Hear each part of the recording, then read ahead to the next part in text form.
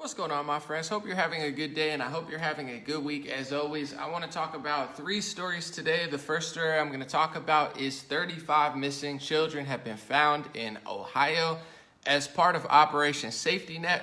This has been massively underreported by the media over the last few months. There's been many...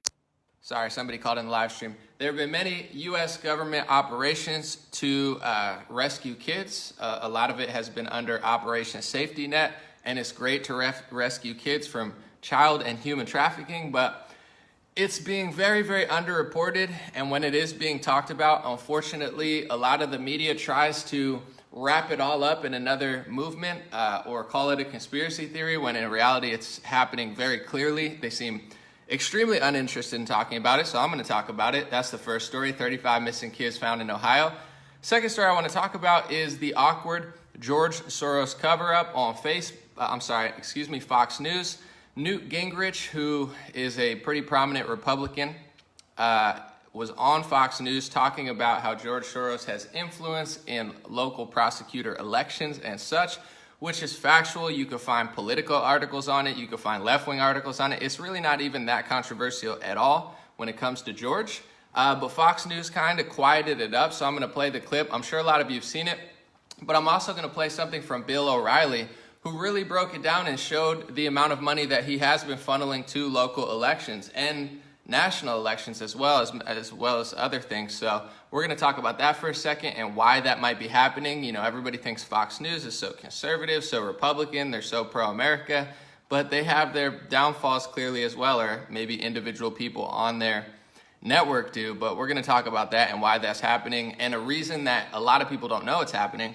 Third thing I want to talk about is the Breonna Taylor hearing or trial is starting to unravel, let's say, and the city of Louisville, I believe that's where it happened, is bracing for riots and a lot of chaos. We're going to talk about that. We're going to talk about that case specifically, and then all these other cases, and really try to level with people. I know a lot of people can't be leveled with, but at the end of the day, the strategy of just burning down your own neighborhood and causing chaos to try to convince other people that you're not doing anything wrong is a horrible strategy. It's going to drive businesses out of your neighborhood. It's going to drive good people out of your neighborhood. It's going to drive anybody who is thinking about building the infrastructure of your community out of your community, and it's only going to create poverty for the next 20, 30, 40, 50, 60, 70, 80, 90 years for the people that you claim to be helping, as well as not really even mentioning the top couple things that are really killing people in these areas, which would be probably bad diets, overweight,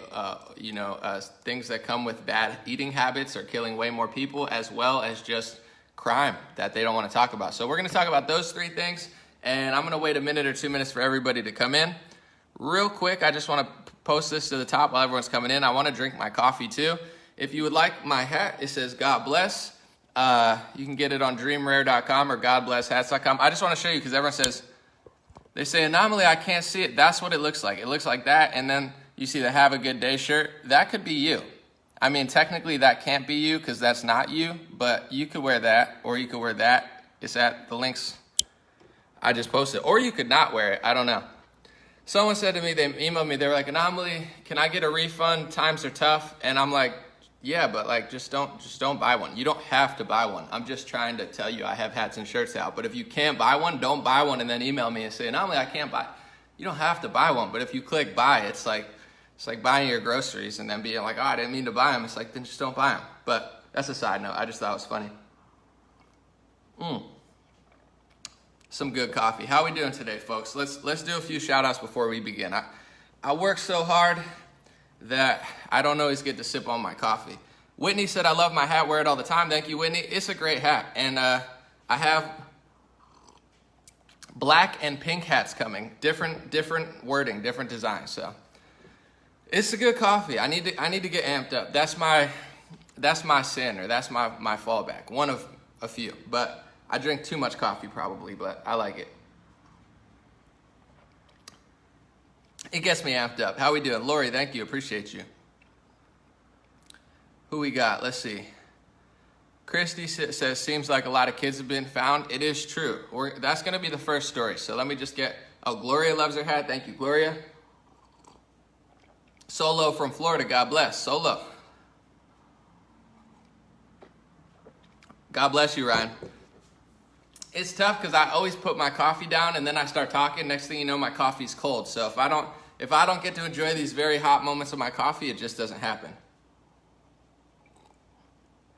God bless. Thank you so much. All right. First story I want to talk about today, which is very important, and it's making a lot of people come to the right wing because for whatever reason, this isn't a bipartisan issue. It shouldn't be, but it has been. It seems like only right-wingers care about it for some reason, and anybody that's a Democrat that cares about it, they call it conspiracy theorists. But the very serious, the very real problem of human and child trafficking. So today, CBS Pittsburgh local news put out a story about Ohio. You get what I'm saying? Pittsburgh CBS Local is one of the only news sources that actually covered this. It's not even their local news. Why is this not in all major media? I'm not quite sure. U.S. Marshals find 35 missing Ohio children as part of Operation Safety Net. Authorities in Ohio say they've located 35 missing children, some who were tried to human trafficking. A joint effort this past month between local and federal law enforcement led to the recovery of missing kids. Authorities say Operation Safety Net was a success as they found 35 missing kids between the ages of 13 and 18. Just over 20% of them were tied to human trafficking. There have been many reports recently. You guys know in Georgia, recently they found, I think, 26 children and 13 children. It's happened a few times, and the main thing that I'm seeing is Operation Safety Net. It seems to be their nationwide sort of attack on human and child trafficking. So, like I said, there's two really suspicious things when it comes to human and child trafficking. Anybody that talks about it, anybody that has an opinion about it, they immediately just say you're a conspiracy theorist, and they try to tie you to organizations that you either don't have anything to do with or it's besides the point. It's like, let's just talk about what we're talking about. So one example I want to give to you real quick, is Tulsi Gabbard. Tulsi Gabbard is a Democrat, progressive-leaning Democrat who works for the Democratic Party. But Tulsi Gabbard is more tolerable than a lot of these other Democrats, and she seems to have a soul, which is rare, unfortunately, in that party nowadays. So when the documentary Cuties came out, it's a documentary which features 11-year-olds twerking and rubbing themselves in a sexual manner. It's very creepy. They're super young. And she mentioned it. She said, hey, she condemned the movie. And she said that this is going to lead to human and child trafficking because if you sexualize kids that are that young, it's going to lead people to sexualizing the kids that are that young because you did it and you're showing it on a major broadcasting platform. So Tulsi Gabbard just agreed with most of the right wing. Unfortunately, it seems like mostly right wingers care about it. And she said, I disavow or disagree with what Cuties is doing.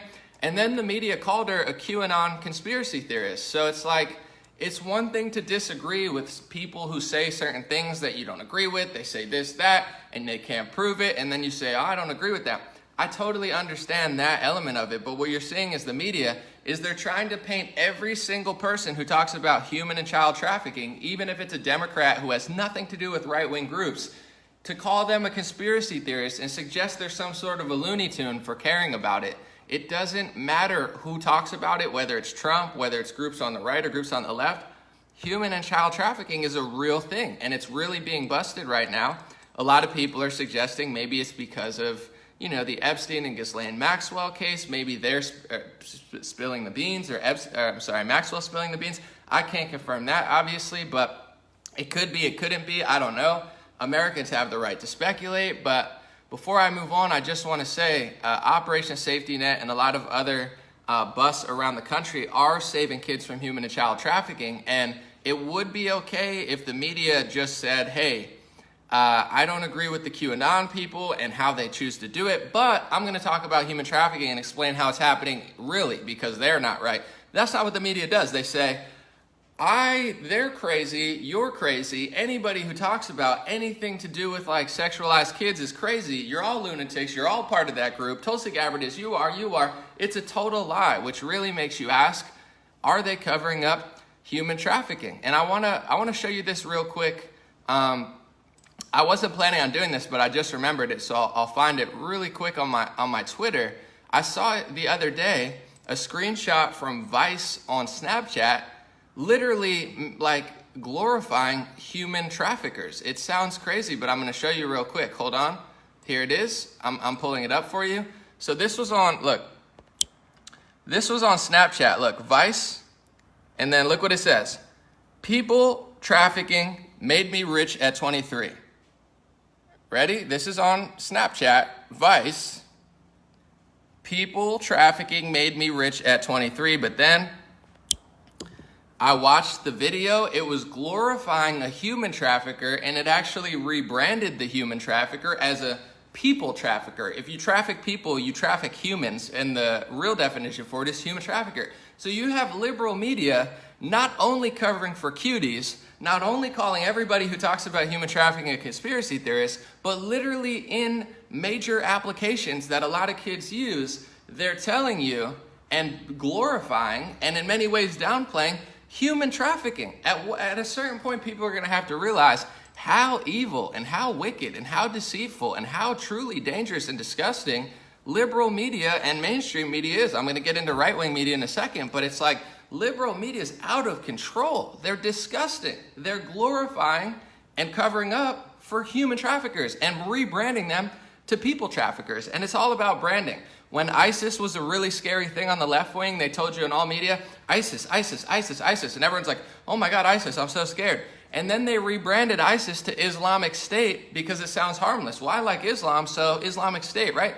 Islamic State is ISIS. So when they were scaring you with ISIS, they put ISIS everywhere. As soon as they wanted to bring ISIS members into the United States and women and children who had worked with ISIS, they rebranded it as Islamic State. That's the same thing they're doing with human trafficking. They're saying, well, it's just people trafficking. No, it's human trafficking. Vice is disgusting. They celebrated when terrorists and rebels killed Gaddafi, which led to slavery in Libya. These people have no morals. And protect your children, because as U.S. Marshals are finding missing children in Ohio as part of Operation Safety Net, and as liberals are glorifying sexualization of 11-year-olds on the Cuties film, making them rub themselves, they're going to call you a conspiracy theorist if you notice that they're doing it. It's not a conspiracy. I can't make excuses for what every single person says. I'm not responsible for every theory that every other person has. Of course people have fake theories. Of course there's groups that aren't 100% accurate. But this idea that anybody who talks about human trafficking is a conspiracy theorist,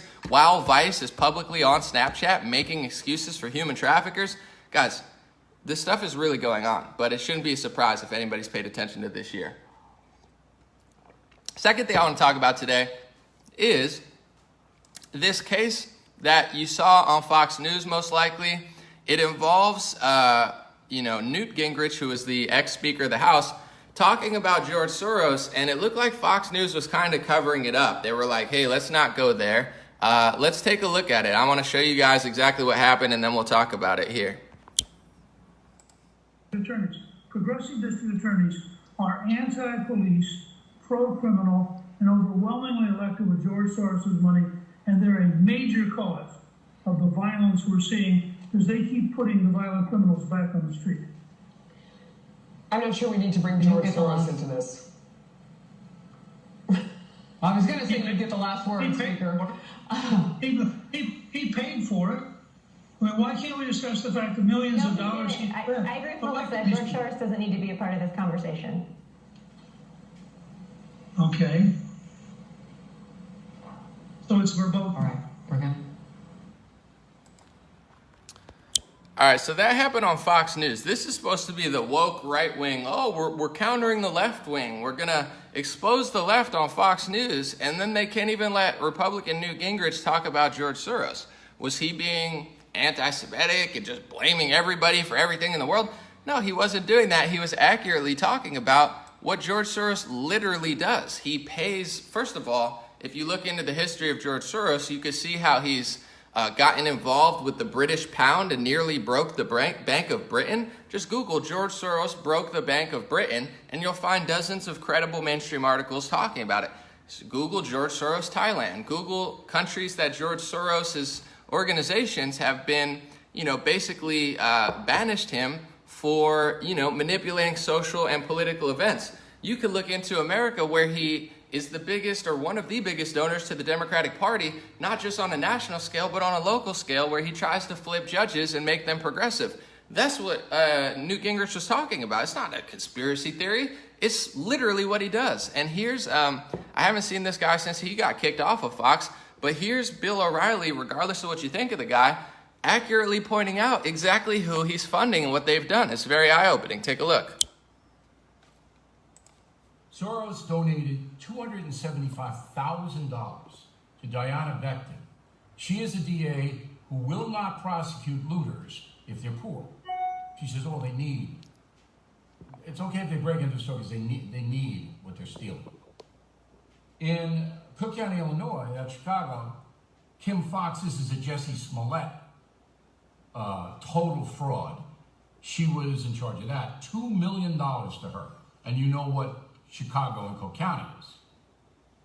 Philadelphia, Larry Krasner, $1.5 million from Soros to him. Krasner doesn't want to keep anybody in jail. No cash bail, nothing. Let everybody out. Violent criminals, yeah. Okay. Philadelphia's a mess. All right? And the murder rate in the United States under these, and one more, let me give you one more. Kimberly Gardner, St. Louis, is the one trying to prosecute the two husband and wife who had the gun with the protesters in their yard. Okay, 68,000 for Soros to Kimberly Gardner. The national murder rate, as we reported yesterday, is up 15% from last year. In the largest cities, 26%. So Gingrich is absolutely correct. Absolutely right. Now, none of the people on the panel seem to understand what Gingrich is talking about. I think that's a fair assessment. But the rule is, if you invoke the name George Soros, then you're anti-Semitic, because Soros is Jewish. He's a secular Jew. He's not a practicing Jew. Not that it matters. So if you say the name George Soros, you are anti-Semitic. That's what the ladies were responding. Oh, we don't need to mention George Soros. We don't want to be accused of being anti-Semitic. So why are they buying into that? This is a factual story. George Soros is using his billions of dollars to undermine the justice system in the United States, in my opinion, and in Newt Gingrich's opinion. And we have our stats to back it up. And you can't discuss that? Something really, really wrong going on. All right, so laid it out pretty perfectly, showed receipts. It's not a conspiracy theory. That's literally what he's doing. He's one of the most influential donors in the United States of America. And this is what I've been warning Republicans and conservatives for over a year and a half. I've taken a lot of heat. A lot of people don't want to hear it because they just say, Anomaly, I don't want to hear it. I watch Fox News. I go to Turning Point USA. I listen to Ben Shapiro. Anomaly, please don't tell me this. It's like people's brains explode when I try to explain this stuff and why they're about to lose everything in this country, because they don't want to hear it, because the Republicans they watch on Fox News and their, friends will not talk about what I'm about to talk about and what Bill talked about. And it's not just the left wing that doesn't want you to talk about George Soros or power in the area, similar with a Venn diagram overlap of George Soros's power. It's not just left-wingers censoring that stuff. You know that Facebook is censoring stuff. You know that Twitter and Google are censoring stuff. But did you know that right-wingers are censoring not just Fox News, but also Donald Trump, Ted Cruz, Ron DeSantis, all of these people, Dan Crenshaw. They all believe in anti-Semitism laws and anti-First Amendment, anti-protest laws that stop protesters from protesting Israel or anybody Jewish. This is not just the left wing. So when you wonder why you can't talk about George Soros on Fox News, blame yourself. Blame all your false idols who have lied to you over the past 2 years, who have told you, gone and made millions of dollars off of you thinking that they're standing up for free speech, as the Republican Party is passing anti-Semitism speech laws into legislation on college campuses, in schools in Florida, and soon to be all across this country. It's on the State Department website. Google, I've said this multiple times, but you could do it again now that it seems more relevant. Google State Department anti-Semitism laws and read the laws. It's not what you think it was. It doesn't mean you hate all of these people. No, that's not what it means. Oh, you don't like people because you're racist. No, that's what you think it means. But the definition of anti-Semitism that has been created by multiple Jewish organizations and pushed into governments across the world, including the United States government, is super broad to the point where you can't criticize George Soros anymore because it's in the law. Read the law.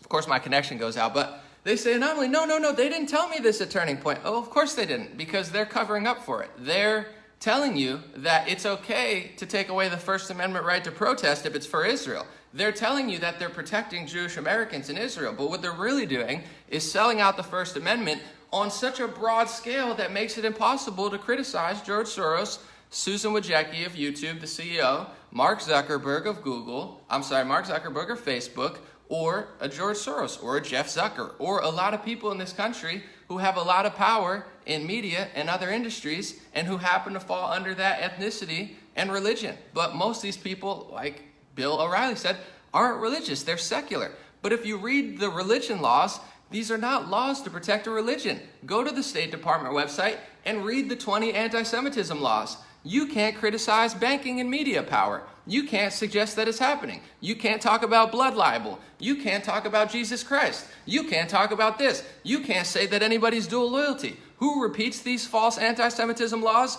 Ben Shapiro. He posted it on his Twitter earlier this year, late last year. He said, anybody who suggests that anybody of my ethnicity, ethnic or religious, has dual loyalty is an anti-Semite. It's anti-Semitism. And then the State Department puts that exact definition on their website. It's not random. They don't want you to be able to say that anybody of their ethnicity has dual loyalty. And it's not everybody. I'm not blaming every single person. But if I said, well, I'm Polish, and if you suggest any Polish person has dual loyalty, you're an anti-Polak. And it's like, no, that's not a thing. I don't do that because I'm not a liar. But all these people have sold out your First Amendment. They're all lying. They're all pushing an anti-Semitism speech compilation that makes it impossible to criticize anybody who owns any media company because they fall under, a lot of these same categories. Not all, but a lot. So is that the First Amendment? Of course not. Do you want to be able to talk about George Soros on Fox News? Of course. But you can't because the right wing, not the left wing, sold you out. Someone said communism. It's dual party communism. And I've explained this multiple times as well, and people don't want to listen to it. On the left wing, you have communism and Marxism. Marxism was created by Karl Marx. If you read the Communist Manifesto, which I did, I have it right here. Karl Marx, sorry, I dropped my other book. Karl Marx wanted complete control of communication. It is communism, but on the right wing, you have Zionism. All these people, Charlie Kirk, Ben Shapiro, Donald Trump, Ted Cruz, they're all Zionists. And people say, well, Anomaly, you must be an anti-Semite. No, Zionism by creation is Israel first, the Jewish, priority of what these powerful Jewish people want, and America second. It's in the founder of Zionism, Theodore Herzl, has quotes explaining you can't be a Zionist if you support your host nation over Zionism. So the reason all these right-wingers are selling out your right to criticize George Soros is because they're all Zionists. And unfortunately, they prioritize their Zionist agenda over the United States of America's Constitution. And that's a problem. That's my only problem. I talk and have conversations with people from Israel all the time.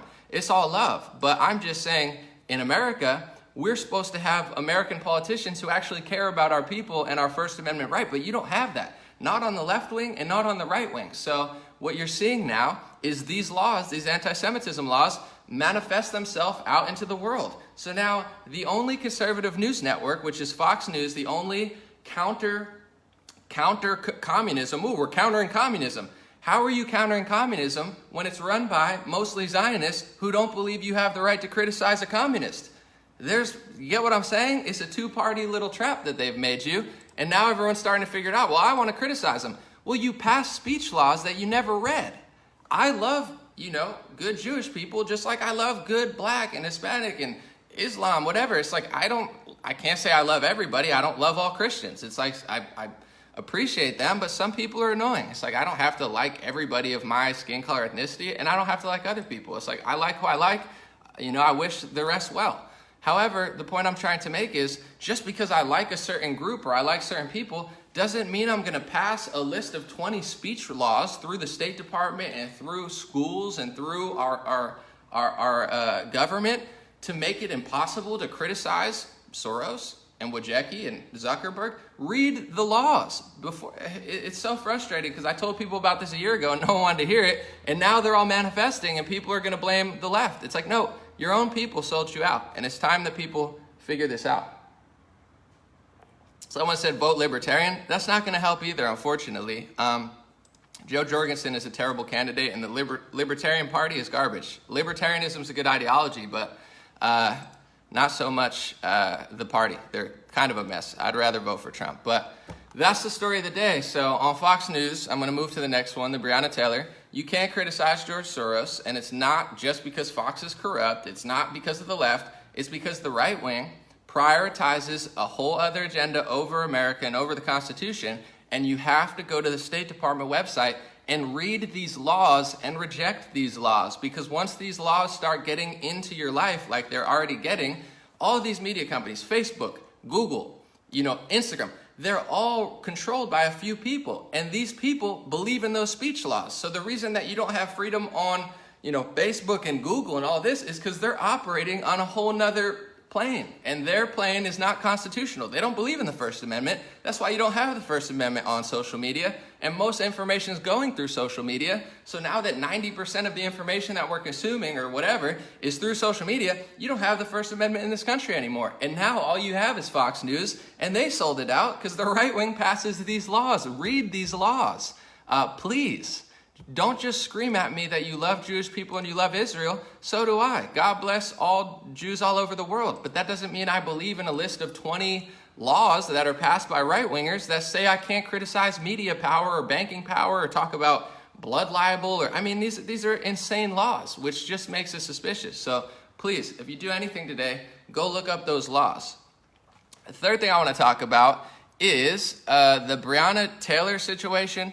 Louisville police are bracing for riots. There's people on Twitter openly calling for riots, which is domestic terrorism by definition. They should be charged and prosecuted, and that should get them a visit to their house. I believe in free speech. You have the right to speak freely. You don't have the right to threaten terrorism on a city because you didn't get your way in a court case. That's not free speech. That's an act of violence. That's a call to violence. It's exactly what they're doing. It's what they're doing all year. But a lot of these tech companies, a lot of these media organizations, they support these laws, they support these, acts of basically domestic terrorism, whether they'll admit it or not. And they don't really care that people are threatening violence on buildings and people because, insurance will pay for it. They've been making excuses for all year. It's a mostly peaceful protest. They mean well. They need food or bread.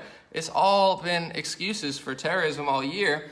And the big problem I have with the Breonna Taylor people who are about to just burn stuff down, if you really want to think about stuff, so let's just go, before I get into the cases themselves, let's think about what's really going to work. So regardless of what happened in this situation or not, do you think burning stuff down is going to make people think that you're not, being a criminal? Literally committing crime to prove to everybody that you're not a criminal, doing things that make you guilty to tell everybody that you're innocent. Do you think that's going to work on even a psychological level? Of course not. It's going to make more people hate you. It's going to be make more people not trust you. It's going to make more people not want to live in these type of neighborhoods, because why would anyone want to live in a neighborhood that burns itself down every time they don't get their way in a court case? I would never live in Louisville. Why would I want it? Why would I live in a neighborhood that will burn their own small businesses down and throw a fit when they don't get their way? How does that even make sense? I'm not even talking about whether she's guilty or innocent. I'm just saying that makes no sense. You're destroying your own neighborhood. You're making businesses and good people want to leave. So you're destroying, the black people and the white people and the Hispanics and whoever lives there for generations. You're putting them in a hole for the next 30, 40, 50 years. So in no way, shape, or form is this systemically helping anybody by throwing a fit and burning your own city down. That is systemic racism. You're systemically destroying your own people and systemically literally making it worse for the next couple generations. So in no way, shape, or form is this a viable way to get people to sympathize with you. It's only going to make more people hate you. It's only going to increase racial tension. It's only going to increase police violence and gang violence and all these other things that are killing more people than police. But these people don't care about this. That's why they scream justice, but they don't care about justice. They scream no justice, no peace, and they mean it. No justice, no peace. Those are the two things they want. They don't want justice and they don't want peace. They don't care what happened. They don't care about the evidence. They don't care about the full story. They just want to tell everybody in the country that the biggest threat in the world right now is white police officers killing black people. That's a massive threat that they want you to know. Because when a black police officer does it, they don't really care. It's more of like a, this guy did it to that, and this is the big scoop. If you look at last year, people killed like Breonna Taylor, or 2 years ago, whenever this happened. If you look at the stats of how many people were killed, black people were killed unarmed by police, the number is somewhere between 9 and 16. I see different ones. Washington Post says this or that. Let's just say 16. You could even say 20, or you could round up way past what it really was, whatever. Let's say there's that many people. Out of those, do any of these people who are about to burn down Louisville, do any of them know how many of the unarmed people were completely innocent? They don't care. They don't even bother to look at the situation. Just because you're unarmed doesn't mean you're not attacking a police officer. So in every single one of these cases, besides the Breonna Taylor one, the person who got killed by the police was not just an innocent person. And also they were resisting arrest or doing something in order to get shot. The police are not just walking around shooting people. I'm not saying it's justified, but this idea that it's like, oh, they're just hunting us and they're coming for us. It's like, no, out of that very small amount, there's going to be 20 people who are murdered by other black people in black neighborhoods in the next 48 hours. So there's a bigger crisis every single day, every single hour. There's somebody killing somebody else. If LeBron James cared about that and they boycotted every time that happened, they'd never play a single game. Thank God LeBron James doesn't care about black on black crime or obesity or diabetes, because then they'd never play a game. They'd be protesting every minute. So thank God he picked something that rarely happens, so they could throw a fit once every couple times a year, or else I'd never get to watch an NBA game. But in general, out of all these situations, this is what happened. In the Breonna Taylor case, she was unarmed, but her boyfriend shot at police officers. So I'm not saying that they had the right to do a no-knock warrant. I kind of agree with Rand Paul. I think they should change the law. Rand Paul's trying to help the Breonna Taylor people systemically say, hey, we're going to prevent another Breonna Taylor situation from happening by doing no-knock warrants or getting rid of no-knock warrants. So in the future, there will never be... So Republicans are thinking, hey, let's actually solve the problem. Left-wingers are thinking, let's just burn stuff down. Let's just destroy. Let's just get angry because our anger is so justified. First of all, you're going to burn down your own neighborhood, destroy the black people in that area for the next 20, 30, 40, 50 years, put them in a greater hole, not only socially, but just literally financially in their own neighborhood. But also, you don't even look at the court case right. I mean, I've stayed away from this one because there's so many, and I know it's controversial, but I'm looking at it. Her boyfriend shot at police. I'm not saying they had the right to shoot her, but it wasn't like they just went in and just started shooting. Someone shot at them, and then they fired back. She got caught in the crossfire. Unfortunately. And the courts have a right to look at it, look at all the evidence, and then decide what really happened and who was innocent and who was guilty. And then if it comes out how you don't want it to come out, you got to think about how to make an impact that's actually going to better, Breonna Taylor's family or people like her or whoever you want to help. You can't just throw a fit. It doesn't actually work that way. It's like, do I get mad every time something happens and I just burn down my neighbor's stuff? This is the problem in these neighborhoods to begin with. The big problem that they don't talk about is people don't care about their neighbors. There's certain poor countries where nobody has money. They're even poorer than the inner cities here. And people treat each other with respect. It's called loving your neighbor. So there's countries that have less money than us that don't treat their neighbors like crap. But the same people that don't have good communities to live in because nobody treats themselves right, and there's massive crime going on where the death rate is way higher than something police will ever do, these are the same people that will burn their neighborhood down when they don't get their way. I lived in Los Angeles for 7 years. People didn't care about my neighborhood. I talked to the people, the Thai owner, the immigrants that they claim to care about who own the Thai shop. I talked to the Greek family that owned the store, the black business owner, all types of these immigrants and these multiracial, the Hispanic family. Most of my neighborhood was Hispanic. These people that they claim to care about, they don't care about. They don't care about the Hispanic family who has to pay high rent and gets taxed to death when they're trying to work hard. They don't care about the Thai business. They burn it down. They burn things down every time they don't get their way.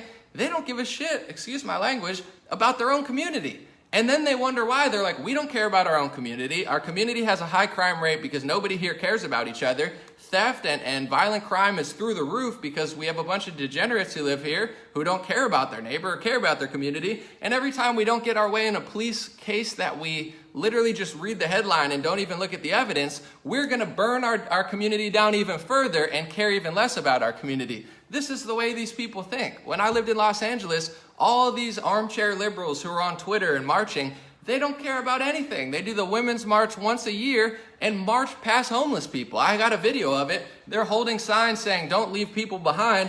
Meanwhile, they're stepping over trash and tents to get to where they're going to virtue signal about how much they love their gender.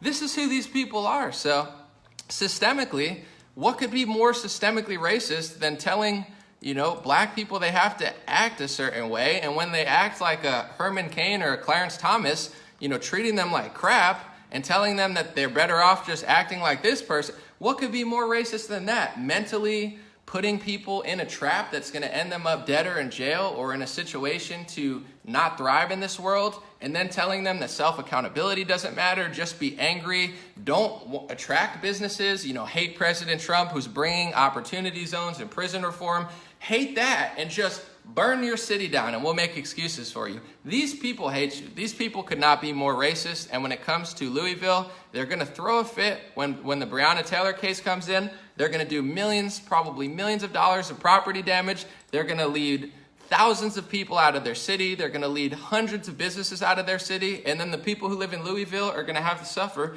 for the next 20, 30 years, and they're going to accomplish nothing. Meanwhile, they attack Rand Paul, who's the only politician on either wing who's really trying to put in legislation to prevent a situation like this from happening again. But the best way to be a straight shooter with you, the best way to really prevent a situation like this is to not be a degenerate. Don't shoot at police. Don't resist arrest. Don't run away. Don't grab for a knife. Don't wrestle a police. That's not a good idea. I've done stupid stuff when I was 19. I've made mistakes similar. I would tell my kids or anybody that I like, don't do that. Never do that. Don't make the mistakes I made. I'm not going to make 10 mistakes and then get on TV and you're going to treat me like Martin Luther King or Malcolm X and say I'm the hero and the blueprint of how everybody should act. No, that's not right. They're glorifying people they shouldn't glorify because they want you dead or in jail or stupid enough to vote for their politicians or get puppeted by these billionaires who literally just play you like a fiddle for Marxism. And I'm doing a video, it's going to be out tomorrow, showing you exactly who's behind Black Lives Matter. Because behind Patrice and all these, lesbian women who claim that they're so, pro-black, the ideology driving Black Lives Matter is not just random racial activism, it's Marxism. These people follow the agenda of Karl Marx. That's why they deleted it off their website. And I'm going to show you in the video tomorrow the people higher up than the Patrices, the people that are puppeting them, and how they really feel and what their ideology really is. They're using the black community and using your anger and your pain to achieve a political goal that has nothing to do with the advancement of black people. And this is another book you can read. I read the Communist Manifesto, but this is Color, Communism, and Common Sense by Manning Johnson, a black communist member who worked for the Communist Party for years, left, and wrote a book about it. It's great. It's called Color, Communism, and Common Sense by Manning Johnson. They're doing the same thing today that they did in the 1930s on an even bigger scale, using black activism, tricking LeBron James and the NBA and the NFL into giving them total control. These are Marxists. Karl Marx was the founder of communism, and communism was never for the working people. Angela Davis was either not bright enough or not honest enough to figure that out.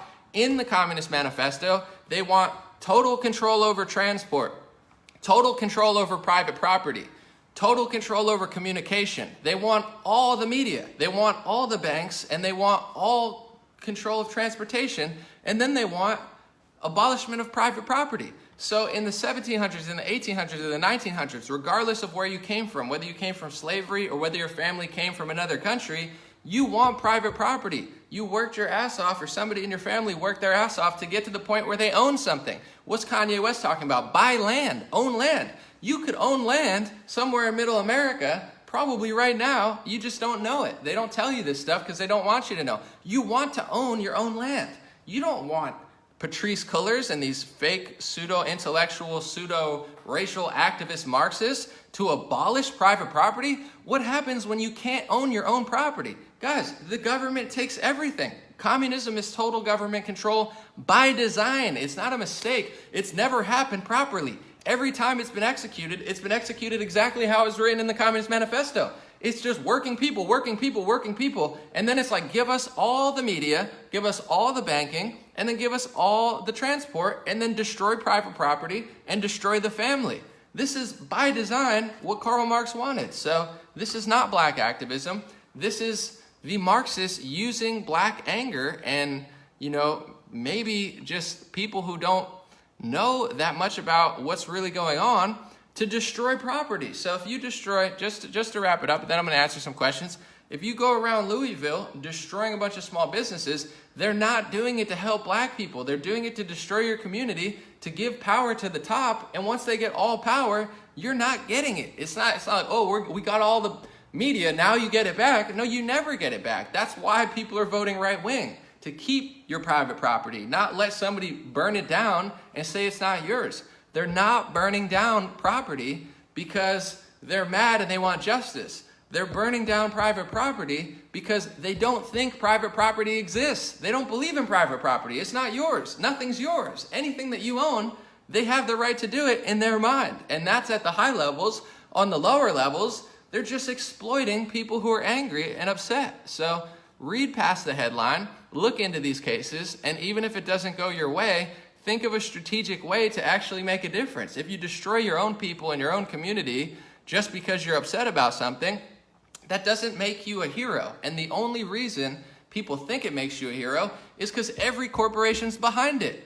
Which corporation's not supporting it? We're anti-corporation. We're the communists. We're the rebels. I mean, who doesn't support it? Who's not behind it? Who didn't change their profile picture to Black Lives Matter? From McDonald's to every banking company, to every credit card company, to every sports league, to every media company. You can't find 10 or 20 companies that are major that didn't support this stuff. You're not a threat to them. You're not a threat to the elites. You're not a threat to the top of the pyramid. They're using you. They love it because you're consolidating power and destroying private property and individual liberty, which is the only thing standing in the way from what we have now to complete government control. They want complete control over everything. And when it happens, people are going to die and this country is going to go to crap like every other country that has come to. Because obviously, when you don't have the right to defend yourself, when someone can come to your house and attack you and you're the criminal for defending yourself, what do you think happens? And I understand in the Breonna Taylor case, depending on the evidence and who really shot first, there could be a self-defense case there as well. I'm not knocking it. I want to look into all the evidence. I'm just saying, don't destroy yourself just because you're upset at the system. Think about what you're doing, because they use things like this, like the Me Too. Yeah, women, let's save women. Obviously, we don't want women to be raped. Who wants that? But they've used Me Too as a ploy to convince you that you don't have the right to a fair trial. You can be eviscerated in the public opinion, and that means you're guilty. It's already happening. Defend yourself. We know you're right, but everybody's mad, so we're going to say you're innocent. Or, in the situation of Bill Cosby, 99% of people probably think he's guilty, but probably 1% of people even read the court case. So it's like you've made your opinion based off what the media told you about Bill Cosby. How many people actually read the court case and read the court documents and read the exact trial? Very few. So that's what they're doing with a lot of this Me Too stuff, is trying to make somebody guilty in the eyes of the media. A few corporations and one political ideology controls the media, so they have the ability to just puppet you. It's like, well, we can make everybody believe this, and now we've superseded the law. That's why they hate conservatives so much. That's why they hate Christians so much. That's why they're turning most of the country, socially engineering them to blame white people for everything. Because if you really look at voting blocks, and I'm telling you the true reason, voting blocks, the two blocks that vote most conservative are white men and Christians. That's why they want you to hate. They hate them so much. And a lot of people in the black community notice that they're feminizing black men and they're turning a bunch of, women against black men. Why are they doing that? Because they don't believe in family. They're operating out of the Communist Manifesto. They know a strong black man is going to stop these degenerates from stealing your property and destroying your women and kids. That's why they want to feminize the black man. They want to destroy the black family and then leave you vulnerable so you believe they're crap. So this is why they're doing it. They don't really hate white people. They just know that's a voting bloc that doesn't vote for them. Once they figure out that a lot of Mexicans are named Jesus, they'll probably want to build the wall higher. I'm just being honest. Once they figure out Hispanics are very conservative and believe in Jesus Christ, I guarantee you they're going to turn against Hispanics. They already are. They're writing articles, well, the white Hispanics are voting this. They just don't like people who don't vote for them. So if you vote 80 or 90% in their favor, they like you temporarily because you're getting duped into giving them all the power of the media, all the power of the tech companies, all the power of the banks, which they've had since the central bank in the 1900s, and all of the power of the individual liberties that have protected you for the last 40, 50, 60, 70 years. We're this close to being a full communized nation, and this is what's going on, folks. I'm going to answer a few questions, and then I'm going to take off. God bless you. God bless your family. God bless America, and God bless the world. Someone said we need to band together and get loud. Yeah, I mean, we don't need to get, just have an impact. You know, be smart, be prepared, be aware. But I don't know, loud is not necessarily effective, but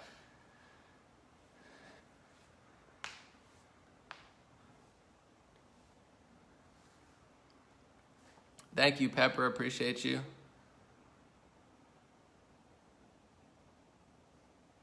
Tomorrow's video will be all about Black Lives Matter and why they've deleted their What We Believe. I have the receipts, folks.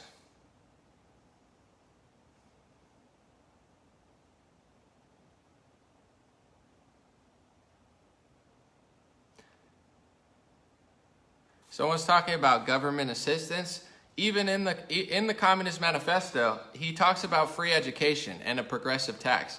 The reason they want free education, the communists, is because free education means government education. Is it free? It's not free, it's taxpayer, but it also means government education. If they control the media, they control the banks, they control the means of transportation, they control the agriculture, they control property. You don't own property anymore. The communists control everything. It's called slavery. It's literally like you don't own anything. They own it. Once the communists own everything, they want free education. And what do the progressives, what do the teachers unions and such who are really, you know, Marxists and communists, what do they want? Do they just want everybody to have free education and you can go wherever you want? No, they want to eliminate school choice, charter schools, and private schools. They want to eliminate all competition. If you have a school, say you have a private school or a school that's more religious or something that's not in their control, they freak out. They're control freaks. Eventually, once they get rid of private schools and charter schools and public schools, and they have all government schools, they'll probably pass some sort of law where you can't homeschool your kids. They're control freaks. Liberals are control freaks. Somebody said earlier, don't use liberals. No, I'm using liberals because liberals are control freaks. Democrats are control freaks. All they want is power and everything. So the further left you go, the more they take. And that's why they're slipping out of control. The only way to stop these people is to plant your feet in the ground. So now Joe Biden is going to be no different than Bernie Sanders in 2 years because they have no, enough is enough. Stop. It's sliding into Marxism by design. It's not random. So this is what they want. They don't want you to have an option to get schooling anywhere other than a government school. That's not a good thing. So free education sounds good, but in reality, reworded, is government control over all schools and eliminating private schools. That's what they want.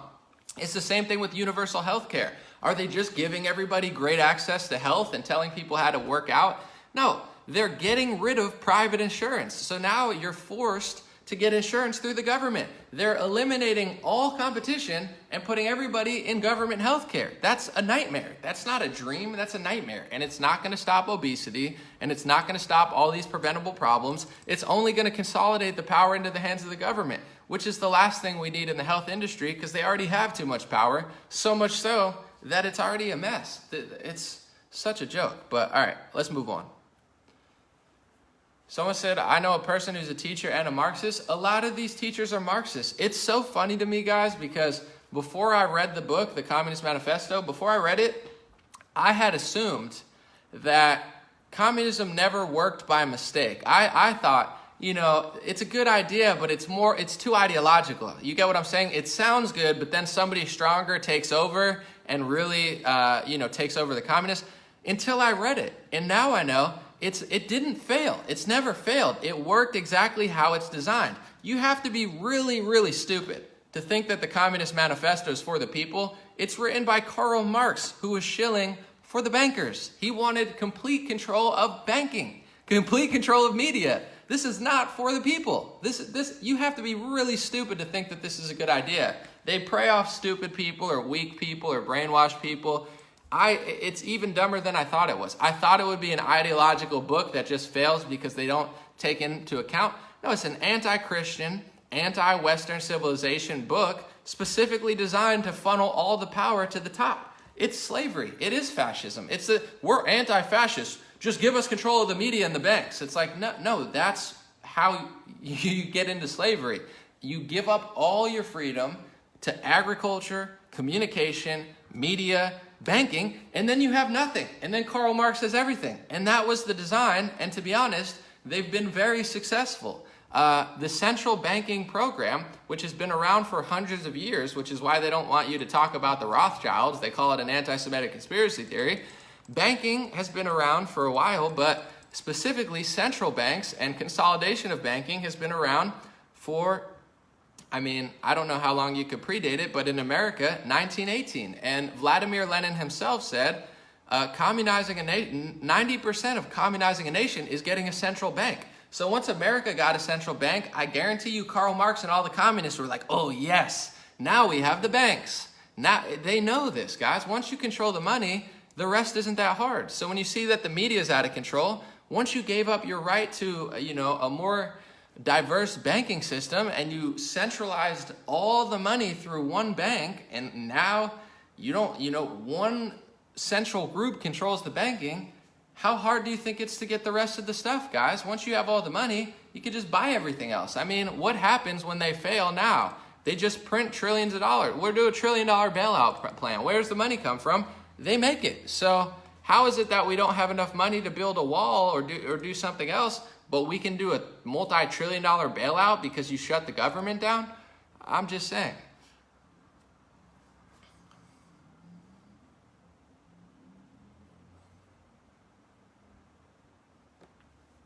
All right, I'll stay for like 20, 30 minutes, and then someone said, I love teaching about the Constitution. Good, it's a great document. I never fully appreciated the Constitution until now, over the last few years.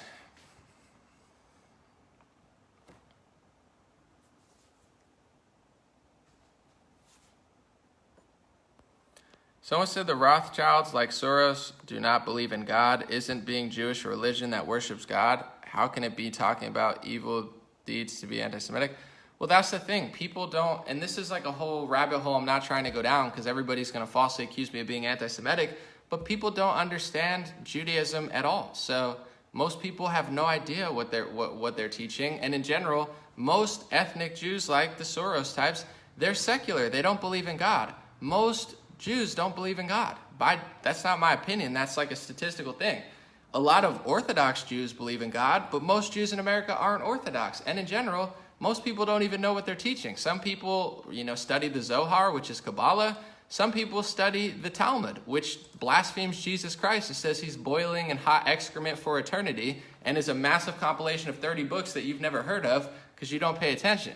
So this idea that a lot of people are reading the Torah, some are, some aren't. Some people are reading other scriptures written by rabbis hundreds of years ago or thousands of years ago that were oral Torahs because they didn't want to write them down, because if people read and knew what they were reading, they would not be very happy. So a lot of it is secretive by design. The George Soros types, I don't think they're really following any religion at all. I think they're just doing whatever they want. But these speech laws and these speech regulations that are written to protect people like George Soros, they're not written to protect the religious people. So this idea that people think that it's a religion that everyone believes in God, it's not true. A lot of religious people who study Judaism don't believe in God as well. Some do. I have friends that are Jewish who believe in God.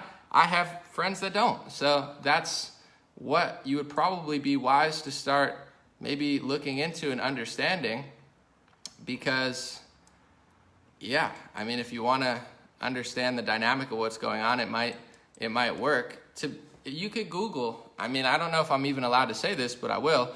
You could Google Pew Studies. They did a study on, they asked a bunch of Jewish people, religious, ethnic, all types of American and Israeli Jews. They asked them what it meant to be Jewish. So what is it that unites all Jewish people? Because as a group, they're very divided intellectually. As a Christian, I would say nearly 100% of Christians believe in Jesus Christ. If you don't believe in God, you're not a Christian. As a Muslim, you believe in Allah. You know, if you don't believe in Allah, you're not a Muslim. So Christianity and, Islam, is very clear what unites everybody.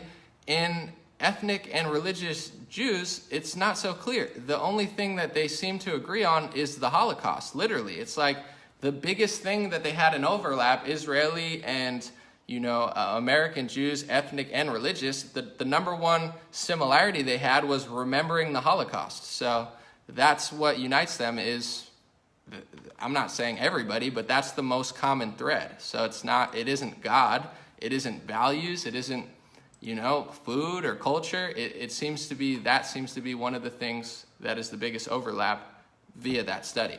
I'm not making this up myself, it's a Pew study. So it's pretty interesting, but it's not so interesting when you can't talk about it or you get blacklisted or banned. So, you got to be careful.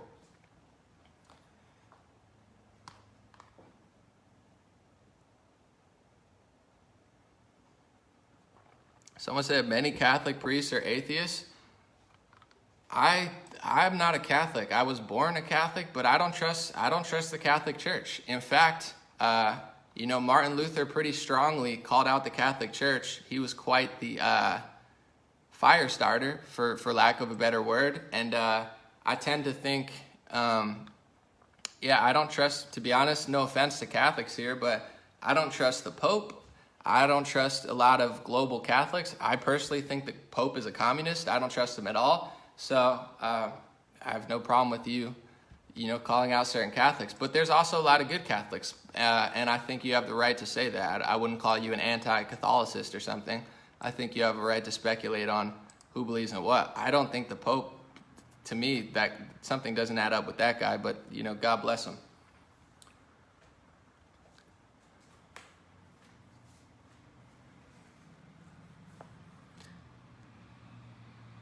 Thank you, Phil. I appreciate you. Thank you. Someone said, I'm in Louisville, Kentucky. It's getting crazy. Well, God bless you, Brandon. Stay safe. Yeah, they're about to burn the city down. Someone said, watch out for the Black Pope. I don't know what that... I guess when you say Black Pope, I know a lot of people are going to accuse you of being racist or something, but the Black Pope is white, right? It's just his name is the Black Pope. I'm not familiar with that stuff, but to each their own. Thank you, Anna. I appreciate you. Thank you so much. Someone said there's a reason that the Catholic Church calls any other religion a Protestant. Oh, that's interesting. In Protestant, it says protest at the beginning of it. I'll tell you what, Martin Luther was an interesting guy. I think, he wrote quite a few books. You should check some of them out. But Martin Luther was talking trash on everybody. And they call Martin Luther an anti-Semite.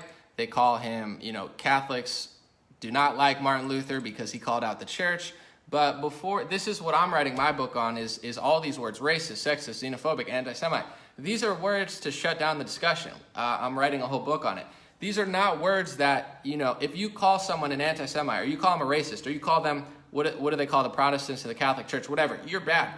You're not explaining why. So you're better off just reading the books that they wrote and reading what they were saying. Because a lot of times what someone else says you said and what you really said has nothing to do. And a lot of times just smearing somebody as a racist, you're not even getting to the core of what they're saying and why they're saying it. For instance, if you don't want to live in Louisville, that doesn't make you a racist. Maybe you just don't want your business to get destroyed every other month when people throw a fit. And you don't really care about the race of people, but you notice that it's unsafe. They'll call you a racist and say you're leaving because you don't know. It's the attitude. So that's similar to a lot of things historically. And a lot of people that have been smeared, and call their legacy has been tarnished. It's by design. So I say, I've been reading a lot of books from the source, from the people, so I could hear what they said. And a lot of times I read it and I'm like, wow, you really simplified 100,000 pages and just call them this word, it's like, game over, I win. It's like, that's not what they were saying. So, you know, I've had to relearn history, and it's pretty interesting. But yeah, Martin Luther went pretty hard at the Catholic Church. It's pretty interesting.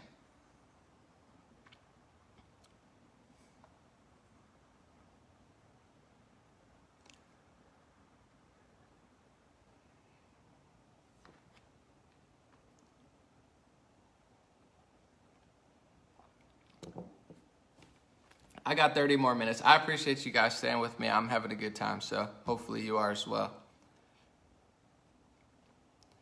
Let me see. We're going to have to start educating our youth who have no understanding, for sure. I think that's a big problem, is not. Someone said, since when is a dying wish? Blah, blah, blah. Yeah, at this point, though, who cares what they say or what they do? They've already proven they're going to riot, or people are going to riot for different reasons. Anytime they don't get their way, they're setting the standard that terrorism is okay. This has never been a thing in our country. Even 10 years ago, you know, some of the biggest hate groups would protest peacefully, even though they're a hate group, and they were allowed to do that, or whatever you would call them. Everyone had the right to protest peacefully, and now you've had both parties go against peaceful protests they don't agree with politically, and then one party promotes terrorism. This is where our country's headed. Both parties don't agree in peaceful protests that they disagree with, and one party is just openly supporting domestic terrorism for anything. Supreme Court case, and then they say, how dare Tucker Carlson say that? Brian Stelter said it on Twitter yesterday. How dare Tucker Carlson suggest that? We have the receipts, Brian Stelter, Mr. Potato Head. We have the receipts. We have dozens of blue checkmark liberals and journalists and teachers saying, burn it down, literally calling for open domestic terrorism because they didn't get their way with Ruth Bader Ginsburg. It's like, this is who these people are, no question. I can't sugarcoat it. I would be lying if I was suggesting otherwise. I did a whole video on it yesterday. Are terrorists destroying our country? Just watch the video. Excuse me. So I say, any thoughts on the worship of Saturn? I'm not familiar with like planetary worshiping. I know women love horoscopes and the moon. It seems like, not all women, but I'm just saying a lot of women seem to be really into horoscopes and moon stuff. The Saturn thing, I'm not super familiar with, but you know, you could let people know in the comment section what you know. Someone said we need to see what's being taught to our children and what's being omitted. 1,000%, 1,000%. But also, what a lot of people don't realize is like, even the history that you want your kids to be taught is not even real history. For instance, I learned through researching online, Helen Keller supported the Bolshevik Revolution. The Bolshevik Revolution was one of the most evil communist revolutions in modern history. I mean, they killed God knows how many millions of people ruthlessly for no reason, no real pretext to it, just slaughtering off of, you know, the agenda or the false direction of someone like a Karl Marx and a Frederick Engels and all the people like, you know, Lenin and that rearranged it and made it even more violent and more dangerous. But they teach you that Helen Keller's this spectacular woman. She was a Marxist communist who supported the Bolshevik Revolution, or whoever her teacher was told her to teach, because she didn't see it for herself, let's be honest. You know, so overall, I'm learning that Helen Keller's so great, but meanwhile, she supported one of the biggest slaughters in modern history. I don't care how much she could or couldn't see. I don't care if she had the vision of Stevie Wonder and Ray Charles combined. Supporting the Bolshevik Revolution does not make you a good person. So I'm learning all this history in school. Everything I learned was wrong. Everything I learned was out of context, and certain things are omitted. Certain groups, certain religious groups, certain racial groups, certain parts of it are completely omitted from the true story. For instance, people come to watch me or listen to me live stream because I accurately talk about stuff. I don't sugarcoat anything. I'll talk about the Catholic Church. I'll talk about, you know, people that are donating. I'll talk about the ideologies and say, well, it's not everybody, but some people do feel this way. So the reason people listen to me is because I'm one of the more accurate people online, if not one of the most accurate. Not to brag, I'm just saying, at fully explaining and not being afraid to analyze controversial racial aspects of something, religious aspects, because I'm not doing it out of hate. But the books don't teach that. You're reading like a Spark Cliff Notes. They completely omit major aspects of what went on. So you learn like, oh yeah, this happened by these people, by this, by that. But you don't learn what led to it. You don't learn the real social dynamic and the degeneracy that built up to that point, because a lot of these boiling points that happened in these big, tragedies in history, there's a real reason. And I think the history books that I learned did not really fully explain it. They've omitted massive parts that are total context. So for instance, who's going to write the history books? Think about like the news. Who's going to write the history books that your kids read? Is it going to be CNN? If CNN type people write your history books, the whole thing's going to be a lie. If ABC or NBC or CBS or these type of intellectuals write your books, these are going to be total lies. What if Fox News writes your book and they just omit George Soros' name from it? It's like, he was a big part of U.S. history, so if you omit his name, that's not real history. So you get what I'm saying? Whether the left wing or the right wing wins the culture battle in this country to write the history books, they're both almost definitely going to cover some stuff up. One side is going to just give you inverted history, like literally completely the opposite, where you'd have to literally flip your whole understanding to understand it properly.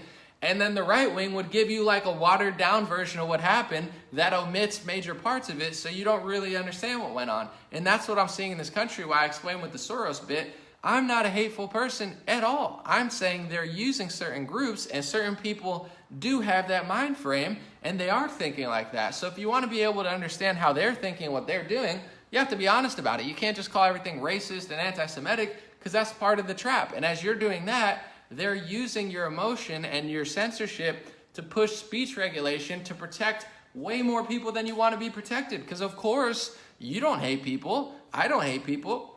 But I don't agree with certain people's politics. And I want to be able to counter billionaire donors or major tech conglomerates or have an opinion about communist China. These are things that I should have the right to do, but we really don't. They're closing the frame of acceptable discussion.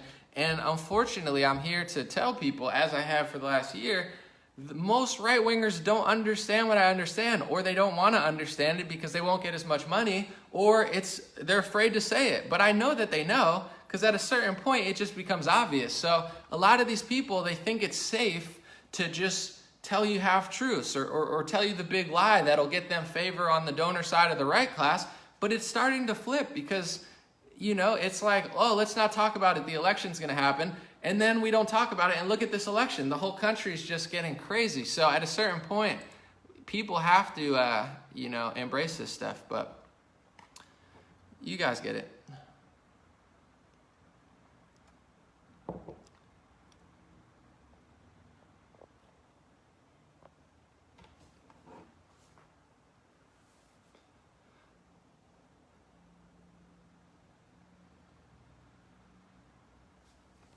Someone said I'd heard Helen Keller was mentored by, I don't know who mentored her, but whoever mentored Helen Keller told her to support communists and the Bolshevik Revolution, which is no bueno. Someone said they've omitted critical thinking. History is twisted. Yeah, for sure. They look down on critical thinking, no question. Yeah, they're already teaching people communism and Marxism, for sure, no question. I'm going to read this. Joni Beck said, here in Louisville, our crime is badly increased, and blacks and whites and citizens of all ethnicities and faiths are bearing the brunt of the Marxist movement. They're going to create more racial tension, more black people are going to die, more white people are going to die, more businesses are going to be destroyed. There's no tangible benefits at all to Marxism. The people at the top of the pyramid benefit. Black Lives Matter, the organization, is raking in money. Colin Kaepernick's raking in millions. LeBron James raking in millions. These are the people who are going to benefit. Nobody in Louisville is going to benefit. White people and black people who have money or realize that it's going to get dangerous are going to leave. And then who's going to stay? They're going to drive away smart people and families who don't want to live in a community like that. They're going to drive away businesses. They're going to terrorize their own communities. And this is the problem to begin with. In these areas, it wouldn't look this way in the first place if people actually cared about their community. And as soon as you start caring about your community, you have these groups that they use something that people will rally behind and then use it to destroy Louisville. If you love Louisville and the people there, supporting these organizations that want to tear your own city down is the worst thing to do. But they got all the rappers falling for it. They got all the media. I have a rapper friend out of Louisville.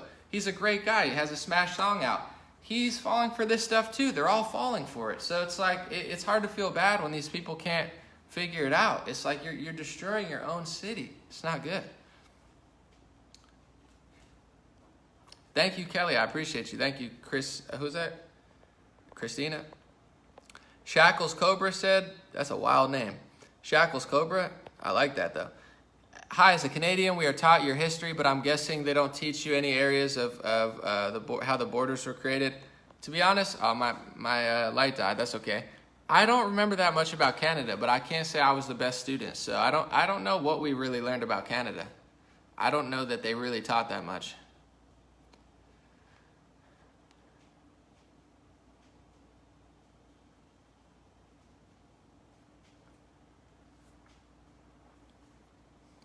I'm going to read that. Let me see. James said, watched a video where so many communist professors fled the fall in Russia and got hired at very liberal universities like U.S. Berkeley, Stanford, University of Portland, and so on.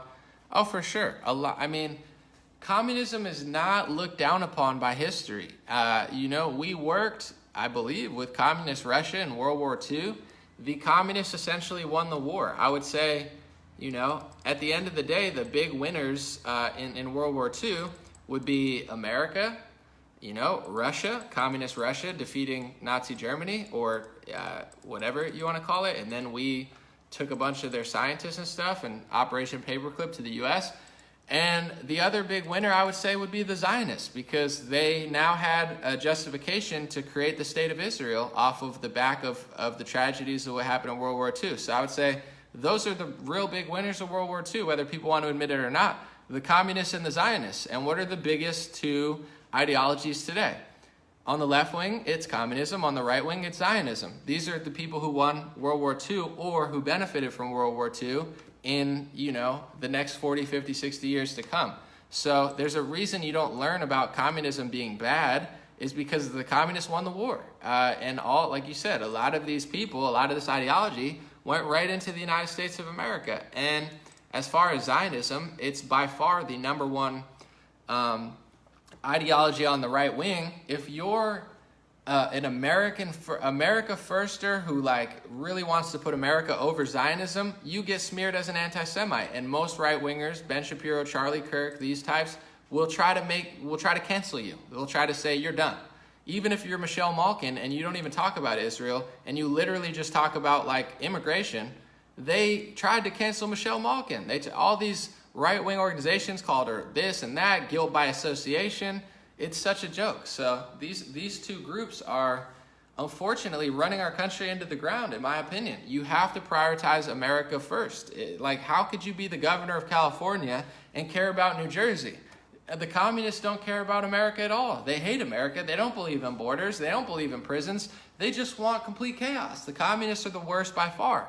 But then the Zionists prioritize America second, which is also a problem, because if you're prioritized second, you're going to get the scraps. And eventually, that has to change, and it will change. But, we're in a pickle right now, and it's been, I would say, building up for the last 70 years, since the end of World War II, or really since the installation of the central bank.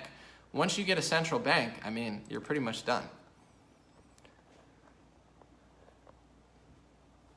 All right, I'm staying till 3, and then I'm out. Appreciate y'all.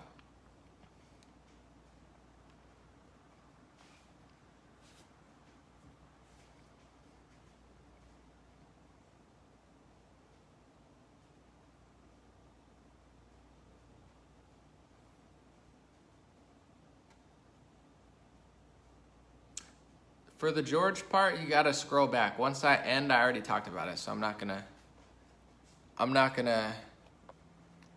revisit that. Someone said, I keep hearing chatter about a civil war. What are your thoughts? Denise said, you're already seeing it. It's already happening. So, in general, say there's gonna be no announcement like, hey, it's a civil war. That's not how it's gonna happen. When you read World War I, World War II, Civil War, Revolutionary War, there was no announcement. There were individual battles and skirmishes and things that led for people to do certain things. So I would say technically it's already underway, but right now in this country, we are in a digital age. So, you know, you don't fight like you would fight in the 1700s when you have computers and the internet. So you're already seeing essentially a civil war, just a soft version, because everyone has technology. So could it escalate? Of course it could escalate. But at the end of the day, here's the dynamic of what's going on. You have a group of people who do not accept the President of the United States. They never accepted his 2016 win. They're not going to accept his 2021. They want to be able to commit terrorism whenever they think they're mad. But the irony of it is, I'm a fair person. They're wrong about almost everything. So it's like they want to be wrong about everything. They don't want to allow our democracy to work. They want to burn stuff down and commit domestic terrorism. And then they want to call everybody else fascist and say everybody else is a fascist and a Nazi, when they're the ones causing the instability, when they're the ones who can't accept the democracy, when they're the ones who don't want to do anything properly. They don't want justice. They don't even look at the George Floyd case to see what actually happened or led up to it. They don't care about the body cam footage. So how could you care about justice when you're not even willing to put your emotions and politics aside and accurately look at it like a judge or a jury would have to do? These people, that's what you're seeing in this country. This country's head, and the weird part is, this is very similar to what happened in the past, but you don't learn history properly because they don't teach it to you, because the people who won the war are the ones who control history. And the two main benefactors of World War II were, on the left wing, the communists, who essentially won the war, and on the right wing, the Zionists, who were allowed to then create the new nation state and basically completely, now at this point, dominate the Republican Party. So you're seeing a meltdown of that, and people are incapable of actually stopping it. But I think Trump and Barr need to stop people from doing this, because the more they get power, the crazier they're going to act. And this is what happened back in the day as well. It's like millions of people died, this all happened, and then you have people start getting crazy because, you know, once you start acting the way they're acting and burning stuff down and making it impossible to lead, what's going to happen? Either the communists take over and they treat everyone like dirt and destroy the country, or a stronger person comes in and swoops in and then does, you know, fascism or whatever you want to call it, and just completely, you know, takes a power grab. I don't want that to happen, but in this country, we have a certain system that they want to burn to the ground. So when you burn a system to the ground, it doesn't work anymore. How could Trump focus on a democracy when they don't accept anything that he does? They don't want him to do anything. So we're facing some very crazy times beyond civil war. I wouldn't worry about it, but yeah, clearly this is going to end one way or the other. And, you know, I don't think what they're doing is going to age very well, but we'll see. I don't know what to say. So how do we put fascist people in their place? In other words, is there any hope? Well, I mean, of course there's hope. At the end of the day, people who commit domestic terrorism should be arrested and cracked down upon. So what you're going to see in this country, I think, is places like Florida and more conservative places are handling their terrorism. And places like Portland are just going to get completely overrun. The paradox of the Marxist is they always get overrun. They always kill each other, you know. Jenny Durkin's complaining about Trump. Oh, I'm going to focus on 4 things: COVID-19, climate change, this, that. It's like, these people are jokes. They're going to get overrun. So more than like a full-on civil war, you might just see the destruction of every major city. Louisville's going down the drain. New York City's going down the drain. Los Angeles is going down the drain. Portland's going down the drain. You get what I'm saying? People are going to flee, and they're probably not going to take the whole country with them. Eventually, you know, I think Trump and Republicans are going to crack down on the terrorists, and Democrats are going to be the home of the terrorists. Either they're going to get overrun, people are going to vote Republican, or Trump's going to send in federal forces, or worst case scenario, they're just going to be, all the terrorists are going to move to these areas and just turn it into a crap hole, which is already happening. It's like, once you leave one of these areas, you'll never want to go back. I wouldn't go back to Los Angeles if somebody paid me. Someone's trying to pay me to do consultation. They're like, come out to Los Angeles. I'm like, I'd rather not make money and not come. That's how little I want to go there.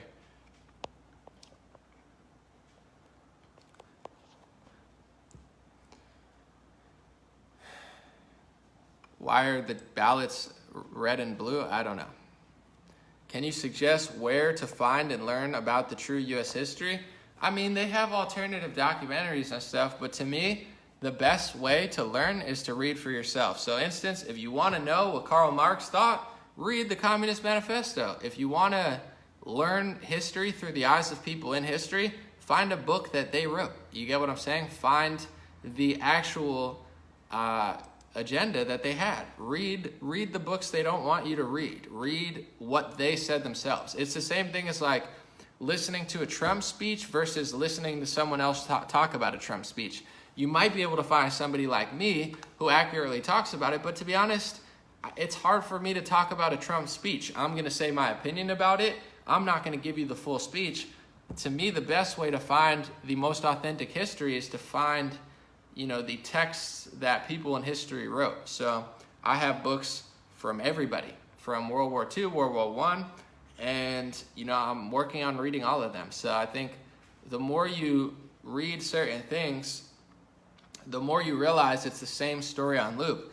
Even Color, Communism, and Common Sense by Manning Johnson, it's great because he wasn't just a random black guy talking about communism from a right-wing perspective, he was a communist. He worked in the Communist Party for years, and then he left it and told you his perspective as a black American who was working with the communists. So when you read that, you're like, wow, they were doing the same thing back then than as they were here. And when you read texts from certain people in history, you're like, wow, you'll learn the reason that people did what they did. Like, communism doesn't fail by a mistake because it never works out.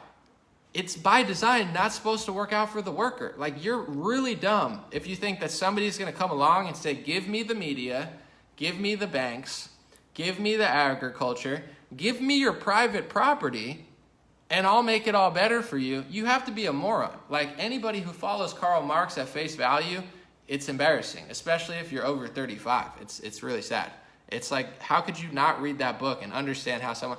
If I was to say all these things, okay, give me the media, give me this, I would never say, give me your private property. If you have private property, you could keep it. In a flourishing society, you could keep your property. Look at all the land we have, especially when he wrote the book back then.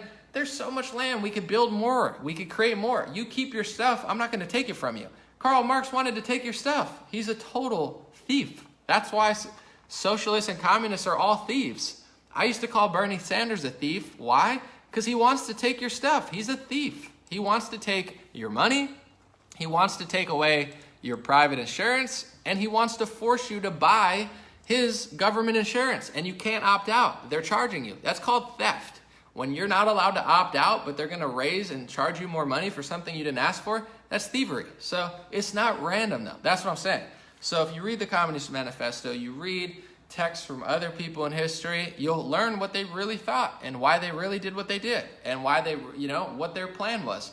And right off face value, it's like Karl Marx's plan was always either completely dumb or, in my opinion, a strategic attempt at taking down Christianity and the Western world and a strategic attempt to gain power of banking, which, to be honest, people already had anyway.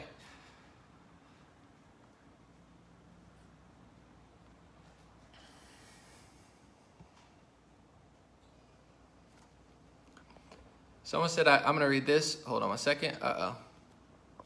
Hold on. I'm looking at the star senders. Thank you, Matthew Park. Thank you, Jason. Thank you, Andy. I appreciate y'all. I didn't even mean to open that, but I just opened and saw you guys gave the most stars. I'm going to read this. Monica said, I don't understand, really. These people are already rich. Do the peons fighting for the communists really think they're going to have favor? These people stab each other in the back.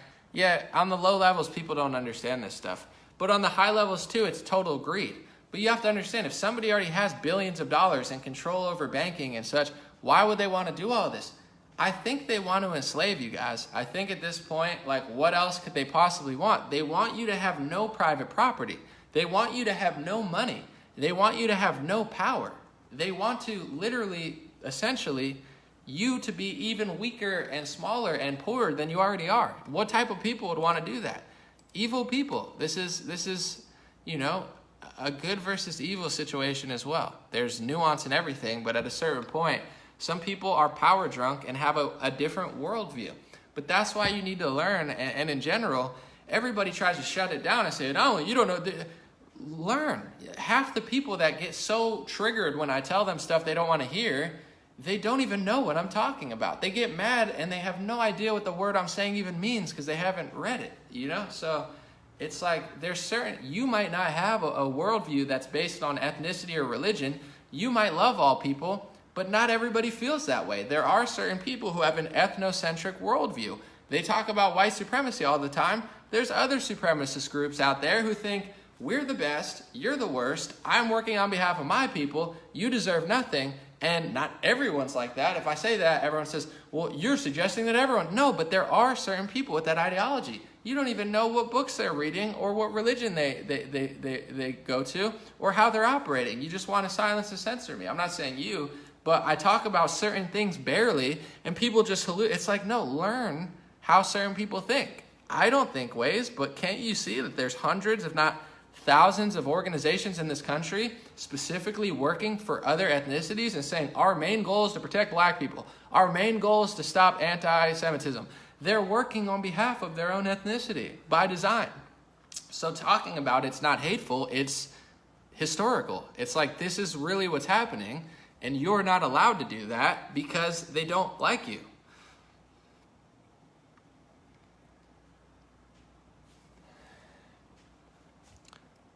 So I'm going to read this real quick. Keith Kevin said, people need to understand that if there's one sentence in the Marx work that would settle it all, it's the abolishment of all social constructs and private property. Someone's calling.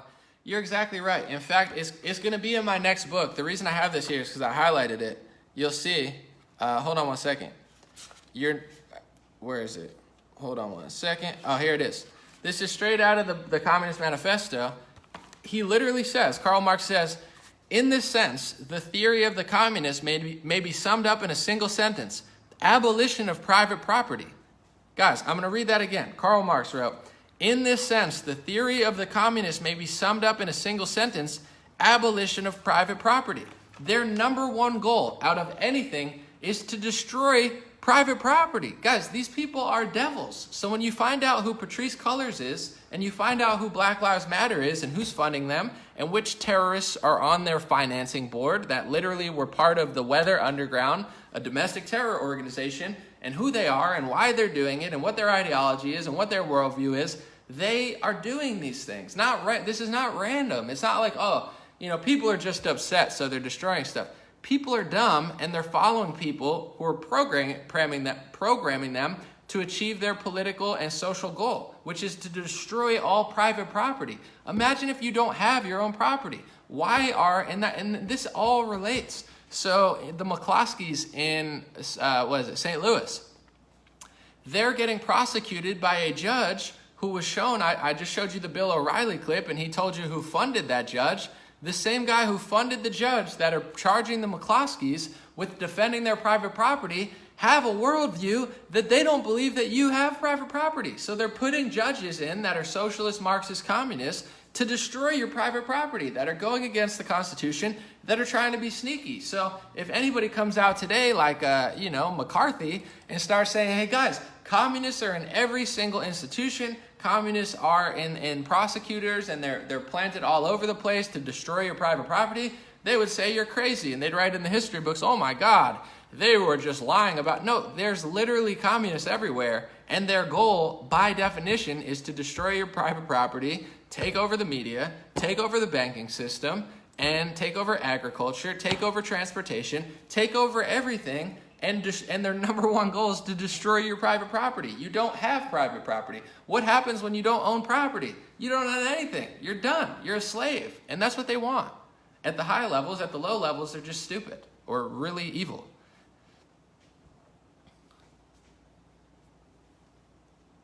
And this Black Lives Matter movement is the most effective. They've been slowly pushing Marxism into schools and universities.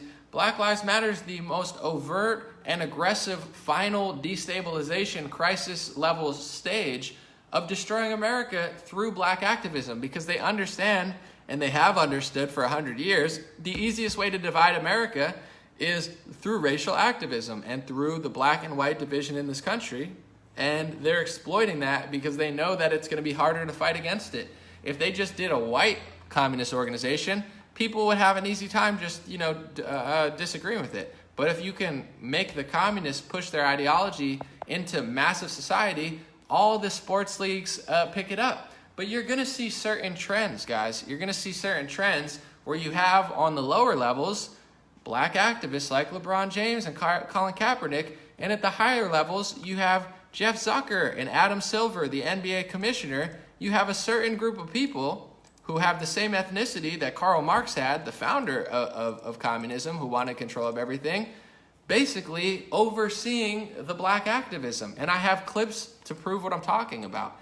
There's certain people that are doing this for a certain reason, and a lot of people on the ground level don't even know it's happening. They're like, well, I'm black, so that's racist if you disagree. No, these people are being puppeted. Or someone will say, well, I'm Jewish and that's anti-Semitic. I don't agree with it. I'm not saying you do. But at the high levels, these people know exactly what they're doing. This isn't random. You think they think that LeBron James is helping Cleveland? No, they know LeBron James is just carrying out their communist agenda.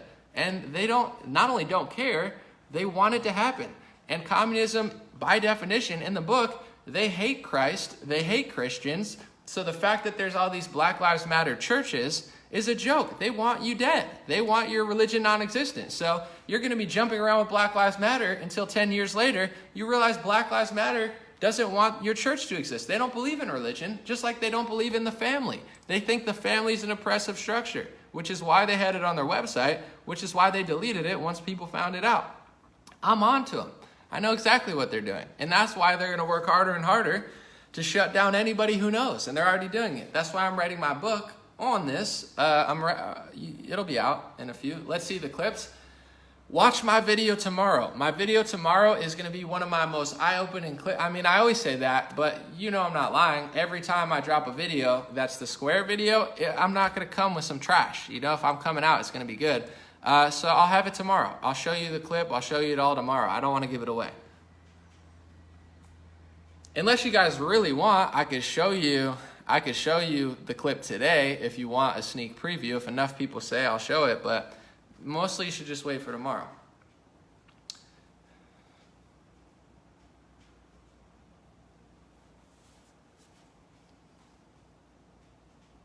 No problem, Annalisa.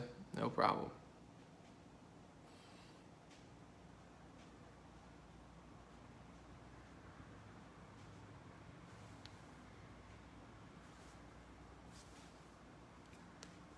Someone said sell them hats. Dreamrare.com or godblesshats.com.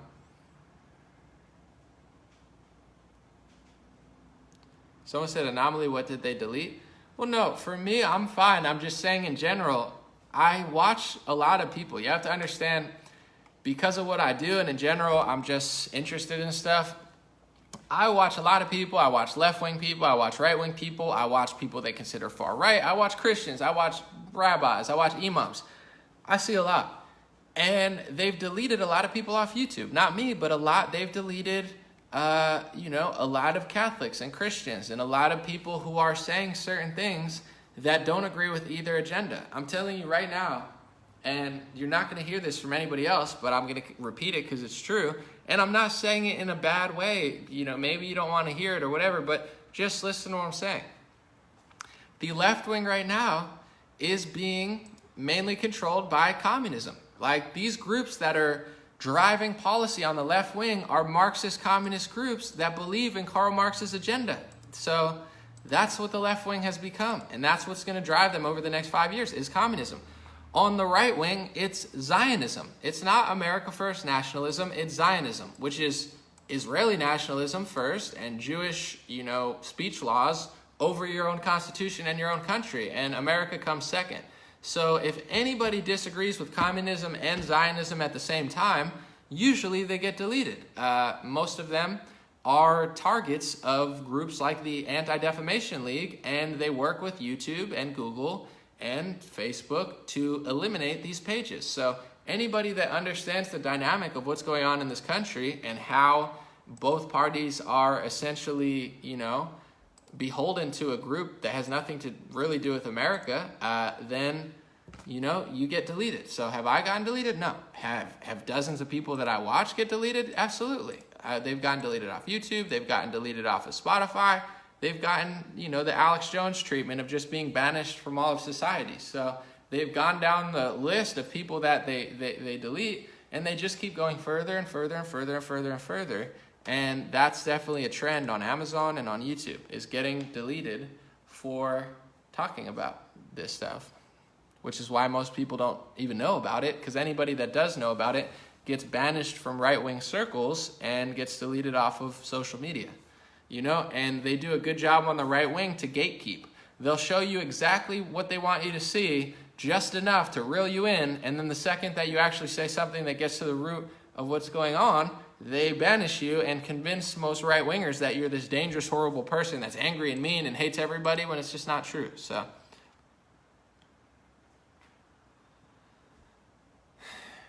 all right, 4 more minutes and then I'm gone.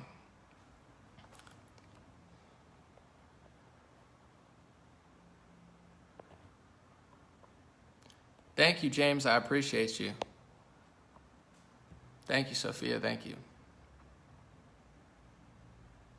God bless. Thank you, Linda.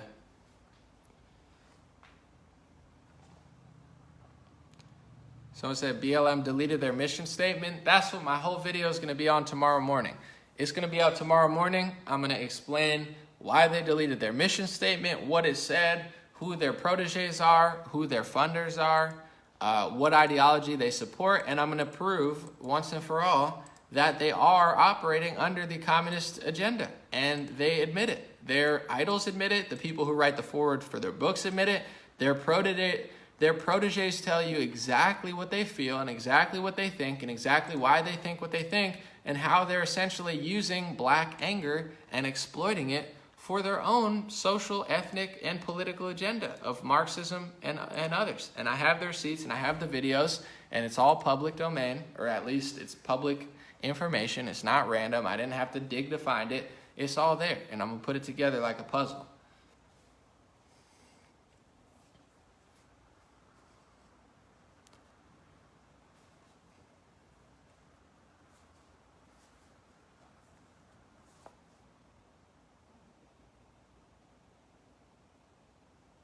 Someone said capitalism ends with communism. It's in its nature next. Well, no, it's not true.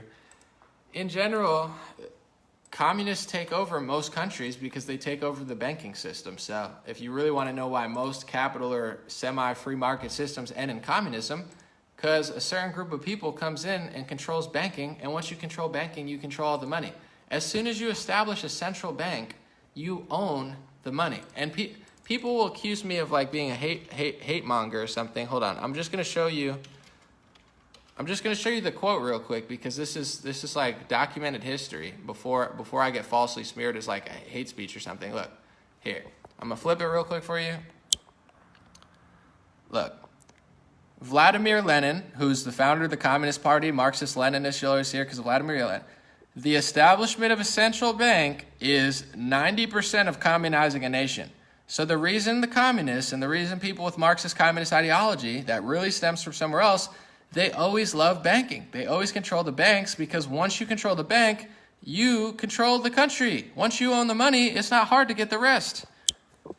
So why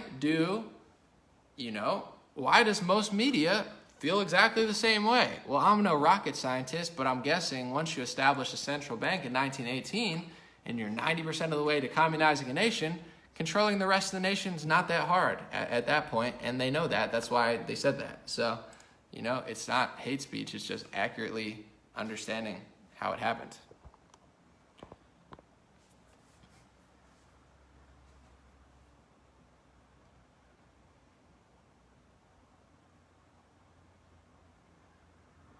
Someone said that's why we used to have usury laws. 1,000%. And this is another part of history. I'll just say it because you mentioned it, that no one wants to say. If I was to tell you Islam has Sharia law, am I Islamophobic? No, Islam operates under a different political frame. Their religion is also a political frame as well. It's not hate speech, it's just a fact. It's a fact that Christians don't believe in usury laws. So the reason that a lot of Jewish people are controlling banking and have a lot of power in banking is because Jewish people historically did not believe in usury laws, and they were people doing usury. Historically, that's just factual. So if you go to the State Department's website, it will try to say what I just said is hate speech. They say it's a form of anti-Semitism to suggest that, Jewish power has control of media and banking. It's not anti-Semitism. It's historically factual, and a lot of honest Jewish people, including multiple members of my friends, they know this. Islam and Christianity is not into usury, which is high-interest banking loans. So historically, when Jewish people came to Christian areas, they didn't have the same values or the same set of rules. So they did usury laws, and they did banking, and they thrived in banking because they were operating under a whole different ideology. And now, people like Lenin and Marx, they knew the value of the bank. They didn't want the bank to give you the money. They wanted the bank because they knew once they controlled banking, they could communize a nation. 90% of communizing a nation is owning the bank. It's not hard to figure it out. You give me all of your money, then I can get everything else. How hard is it to figure that out? It's not hate speech. It's not a form of racism. It's accurate history that they'll never teach you. So you're absolutely correct that there used to be usury laws, and there aren't anymore. And now the entire country is under usury loans. Usury loans for, mortgage, usury loans for school. This whole country is trillions of dollars in debt. The whole country is basically a usury loan. That can take out loans to the central bank whenever we run out of money or, destroy our own economy with a virus crisis. It's just true. I don't know. Thank you, April. I hope you got your shirt, April.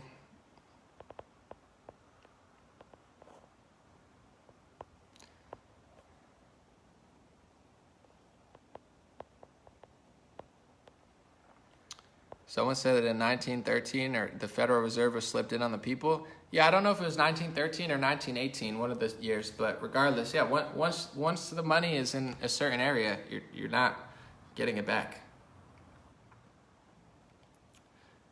Someone said we've been miseducated. For sure. Thank you, Daniel. God bless you. Someone said worthless cash. I mean, it's got some worth. Cash has some value. I'm just saying at a certain point, some people have more than others.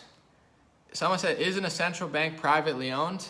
I think they say it's privately owned, but it's like, who owns the bank? Who owns the central bank? It's like, centralizing anything sounds good, but whoever has the most control over that controls it all. So it's like if you have 30 banks and they're owned by different people, you can gain power, but at the end of the day, it's like it's not centralized in one place. If you could centralize it in one place and there's a human group of people or anybody that's a CEO or something, it's like clearly they have the power.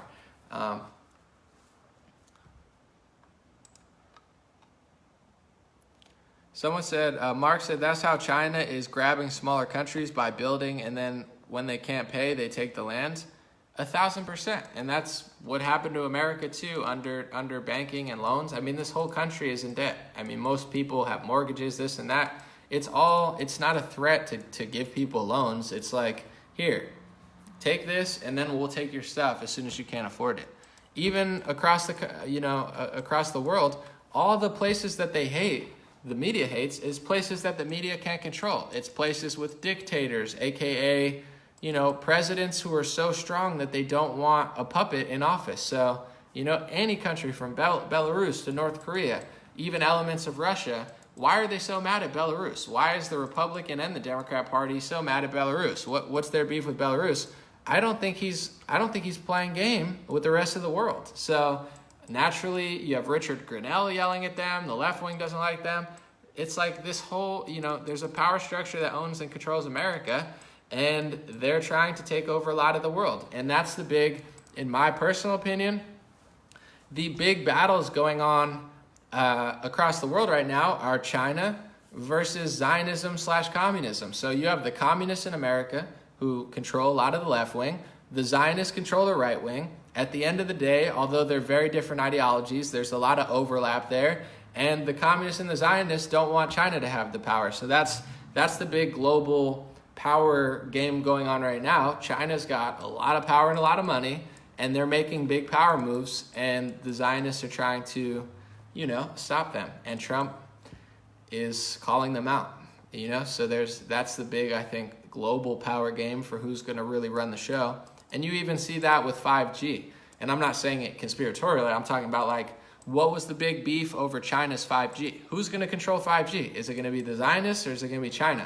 So when Canada got China's 5G or England got China's 5G and Trump said, we don't want Huawei or whatever that company was called, this is control over the future of, technology.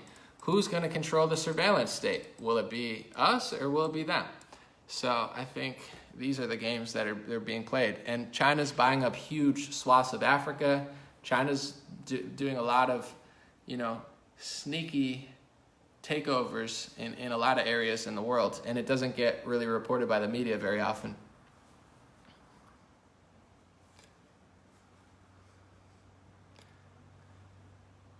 Will rioters get their restitution when or if communism takes over? No, the rioters are the useful idiots. The rioters are not getting anything from the communists. They're only going to lose.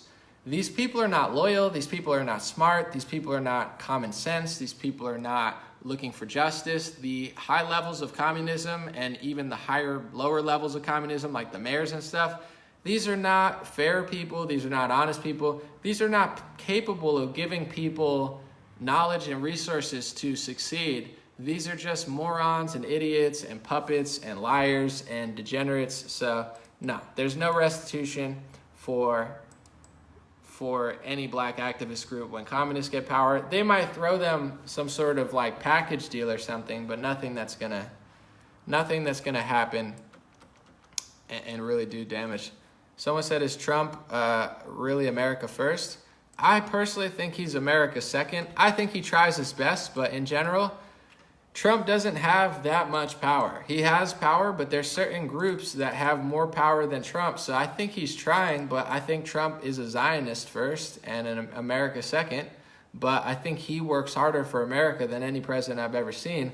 But at a certain point, the reality is, the president doesn't have all the power in the world, and there's certain groups and donors and, more importantly, establishments and institutions that have so much systemic power, that have so much lobbying power, that have so many people that will surround the president and basically turn against him and try to coup him with Ukraine and do all these things, that his power is limited. And whether he wants to do it or not is one thing, but I don't know that he really has the ability to be America first. But I think he's trying. I would say he's the best thing I've seen in my lifetime, but I think the power structure on the right is, very, very controlled. But I think he tries for sure, and I like him for that.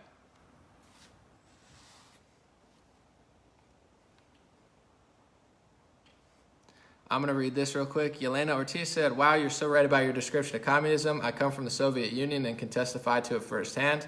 Thank you, Yelena. I'm glad it sounds accurate. God bless you. Someone said, look how they blocked him at every turn. A lot of people hate Trump. The reason they hate Trump is because he is too real. He's too pro-America. Even if, he gives everybody everything they want, it'll never be enough. And that's kind of the moral of the story. Like, you can't appease people that don't have realistic expectations. And this goes for anybody. Like, people say, well, Anomaly, he needs a woman because look what they did to Kavanaugh. It doesn't matter if he nominates a woman. They're still going to try to block it. They're still going to try to ruin his life. So if a woman's the best candidate, that's fine. But this is what the right wing, I think, needs to learn. It's like you're bowing down to them. They're never going to stop. So even though Trump has done so much for perhaps maybe the people, what they want him to do, they don't really want him to do that. In some ways, these people are unstable and chaotic and just wicked. It's like you give someone $100 and they want $1,000. Then you give them $1,000, they want $1 million. It's like this type of mindset of greedy, selfish, egotistical liars. So Trump is hated by the media. They not just hate, it's not even just that they hate his personality. His mouth is too pro-America. Even if he can't prioritize America first, and he tries and he does other things for other people, he loves this country. I think he wants to straighten out the culture. He wants everybody to know that the media is not your friend. He wants everybody to know how evil the media is. He's planting seeds that are going to manifest for American culture and American life and freedom and prosperity. And, his biggest critics will say, he doesn't do enough. Or, I'm saying there's people that have so much power that, Trump can only do so much, but for sure he's trying. And the reason they hate him is because he has planted so many seeds for America and for humanity that he's set them back so far. Trump alone has ruined their brainwashing on millions of people. They've brainwashed a lot, but Trump has woken up probably hundreds of millions of people. He's even woken up, large parts of Africa. Like, Trump speaks and people in Nigeria listen, people in Tanzania listen, everyone listens to Trump. And real people in every country know what he's talking about. People in Ireland, Trump has really created a revolution of protecting yourself and defending yourself against these global communists.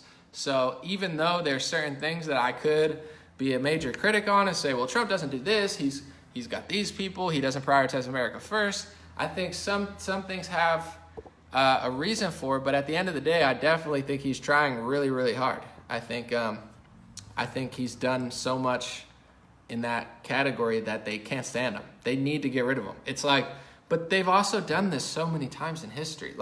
If you really study what happened in Russia, someone said I was so accurate, you got to look at the Bolshevik Revolution, Lenin, Stalin. They only teach you in history World War II, and you only learn about really one part of World War II. You learn about Nazi Germany. I'm not saying that was not what they said it was, but I am saying they never teach you really that much about Stalin and how many people they killed, but they also don't teach you about 30, 40, 50 years before Nazi Germany, who was killing millions of people. It was the communists. So the communists were killing people. They were going absolutely psycho. They were literally calling out Europe and saying, we're coming for you next. And then everybody got on the defensive, and then economies were destroyed and countries were destroyed, and then shit hit the fan, So that's important context, because if you don't understand that context, the rest of it just seems out of place and just random. But it's not random. This is literally what happened beforehand. So when you do that, and this is the last point I'm going to make and I have to go, in America, Trump is not that bad. Trump is not Hitler. Trump does not want to do 1/20th of what Hitler did. Trump literally is so far from a Hitler, it's not even funny. He's an incredibly nice guy. He's reasonable. He's democratic. He's not at all totalitarian. But if you reject Trump and you start burning everything, what type of leader do you think you're going to get in 10 or 20 years? You think you're going to get Jenny Durkin? She's going to get overrun. And this is what happens in Marxist countries. They gain power and then they kill each other, and then they go chaotic, and then they get conquered by somebody stronger eventually, and then it reverts back to a somewhat democracy and things calm down. Communism doesn't work because it's a dumb ideology. So if they reject Trump and they start burning this country down for the next 15 years, you're going to get somebody like a crazy totalitarian leader, because they're going to completely destroy our court system. They're going to completely destroy our democracy or republic. They're going to completely destroy the schools. They've already completely subverted the media. And then at a certain point, what's going to happen? Either full-on communism where people get killed, or a leader that then flies back the other way. So this is history repeating itself. We're starting to see the escalation on both sides, but really the left right now, and eventually the right is going to, blow back in some form. And that's, I think what I'm learning as I'm reading history books, where I'm wow, I never learned this in school, but that's inevitable. So if you really hate fascism and totalitarianism, and you gotta be real about what's going on. And if you don't, you're gonna get the leader. People are so brainwashed by the media. It's oh my God, he's the worst thing in the world. He's doing, you have no idea what you're talking about, which is fine. But I don't even care what people think. I'm doing fine. I'm gonna buy land. And if you guys want to destroy this country and send us to a World War II style, leadership, then I'll be fine, because I'll live somewhere with my own property and defend myself, and I don't really care. But these are the parts of history that they don't teach. And I think the people who reject Trump the hardest are the ones who are going to manifest their own worst enemy. You get what I'm saying? It's equivalent to being in someone's house and literally someone's like, hey, when you're in my house, my only rule is to just be respectful, okay? Like, you could be in my house, you could do it, I don't care what color you are, I don't care what religion you are, just be respectful, okay? Don't commit crimes, don't kill people, just be respectful. And then you start smashing everything in my house, and I'm like, hey bro, stop smashing everything, and you just smash, and I'm like, dude, stop smashing everything. And then I pass laws to try to stop you from smashing everything, but you won't stop smashing everything. You're smashing. Eventually, someone's gonna say, shut the F, and, you know, be like, get out. And then you're, oh my God, a fascist, a dictator, a communist. Trump is not that, but if you degenerates keep destroying this country, you're going to get a dictator in 10 years. Like, it's the only other option. Either you completely destroy the country or someone eventually, you know, strikes back. So it's like, it's the same thing. It's like, just stop. They won't stop. We want to burn things. We want to burn the way that we hate Trump. There's 200,000 people dead. I'm going to burn things because of Breonna Taylor. It's like, now you're going to get a dictator in 10 years and they're going to fight back and then you're going to cry. But you made it happen. Trump is not a dictator. Trump is the furthest thing from it. He's one of the nicest leaders we've had. He's completely reasonable. He's not trying to be a totalitarian at all. When you compare what he did to Bush or Obama, whether it be wars or certain executive orders, he's done the least. And you guys are freaking out and destroying everything. You're like, the more he does, the angrier I get. I just want to smash. That's how you get a dictator. That's how you get a Stalin or a Hitler. When you just go crazy and start burning everything to the ground. What else are you going to get? You're going to get a Lenin or a Stalin or a Hitler because you're destroying everything. Nobody wants that. I don't want any of those leaders. I don't believe in socialism. I don't believe in communism. I don't believe in totalitarianism. But at a certain point, that's what happens. It's like police, for the most part, if you don't do that much, they're not going to do that much to you. But if you start destroying your neighborhood and there's crime everywhere, people are going to die. You're going to kill your own people, and then eventually a police is going to kill somebody else because it's a violent environment. And then you kick out the police, and it just gets more violent. It's the same ideology. It's like, get your shit together, or else you're going to ruin this whole country and get a dictator. And I don't wish it on the world, but I understand in history why it happened.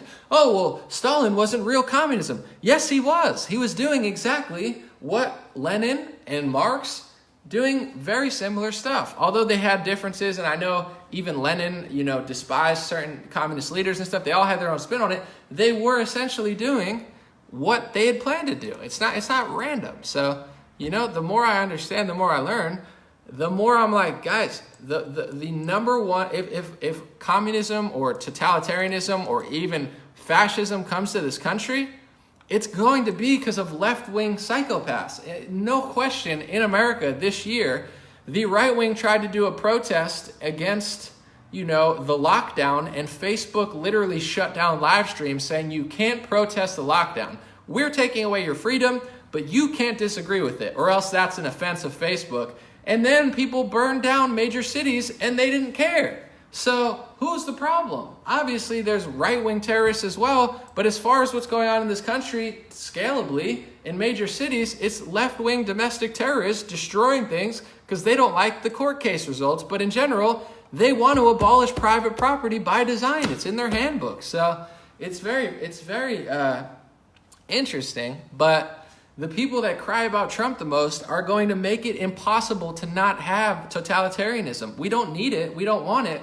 What are they doing? Destroying cities because of the Breonna Taylor case. You don't get your way in the courts, just burn stuff down and commit terrorism. You don't get your way with the Supreme Court, just burn stuff down and commit terrorism. You don't get your way during the election, just burn stuff down and commit terrorism. They're trying to do a revolution on the day of the election. They're trying to make it so nobody believes the results. In general, I was reading online the other day, in California, they changed the rules to ballot harvesting. So normally, you get your election results the night of. When they do ballot harvesting in Orange County and others, it was all red, and then 3.5 weeks later, they counted up the votes. It took 3.5 weeks, and then it flipped all blue. So they ballot harvested, allow you to bring other people's ballots to the ballot box, and then they count them for 3.5 weeks, ripe with ways to cheat, and then all of a sudden it's all blue. So they either want to do that or contest the election. So 3 weeks go by, you don't know who won, and people are rioting in the streets. They're trying a full-on coup in this country. So when you do this type of crazy sabotaging of our election, how do you not get fascism? You're destroying any sort of democratic process that we have and then crying fascism. you're going to be the one who gets the fascist in 5 years, and then you're going to cry about it. But it was your fault. It's so insane. The people who do the most crime, the people who do the most fascism and the most terrorism are the ones who cry always and say, oh my God, everybody's so racist against me. Oh my God, it's everyone's fault. You guys are so bad. It's like, no, this is, you're bringing about your own demise, and then you blame everybody else. It's like the left needs to chill. It's so obvious. And anybody that doesn't understand it, I think at this point, if they're not dumb, they're afraid to understand it, or they're afraid to say it because they've built a group of people around them that are all left-wing, and they're afraid of the backlash. I say this stuff to right-wingers all the time, and I disagree with some of their biggest icons. For the most part, the backlash is very minimal. People disagree, whatever. But the right wing is pretty tolerant to the truth, even when it goes against what they say. Even if they don't want to hear it, the left wing is not tolerant to anything. They call Tulsi Gabbard a QAnon supporter for literally disagreeing with cuties. So the left has gone full insane. It's time to realize this. Unless you literally want a totalitarian government, that's the only option when you destroy our democratic process. So stop burning stuff down, stop committing terrorism, stop destroying your own neighborhood, or else it's all your fault, and then no one's going to feel bad for you. People already don't feel bad for you, except for, in your own circles, but whatever. God bless you guys. God bless your family. God bless America. God bless the world. As always, I just want to let you guys know before I leave, if you like this hat, it's on my website, dreamrare.com. You don't have to, but look, you'd look good in that, and then you could look like that guy, except you might not look at he's got nice teeth. That could be you. Have a good day. God bless. They're all on dreamrare.com, DREAMRARE, or godblesshats.com if you'd like to get one and be like me, or be like yourself, or whatever. That's up to you. But if not, sign up to my free email list at stayintouchwithme.com, and check out my video tomorrow all about Black Lives Matter and why they deleted their page on their website. It's going to be one of my best videos ever. But, a lot of the videos, I always say that, but they are. It's pretty high quality. But, all right, have a good day, guys.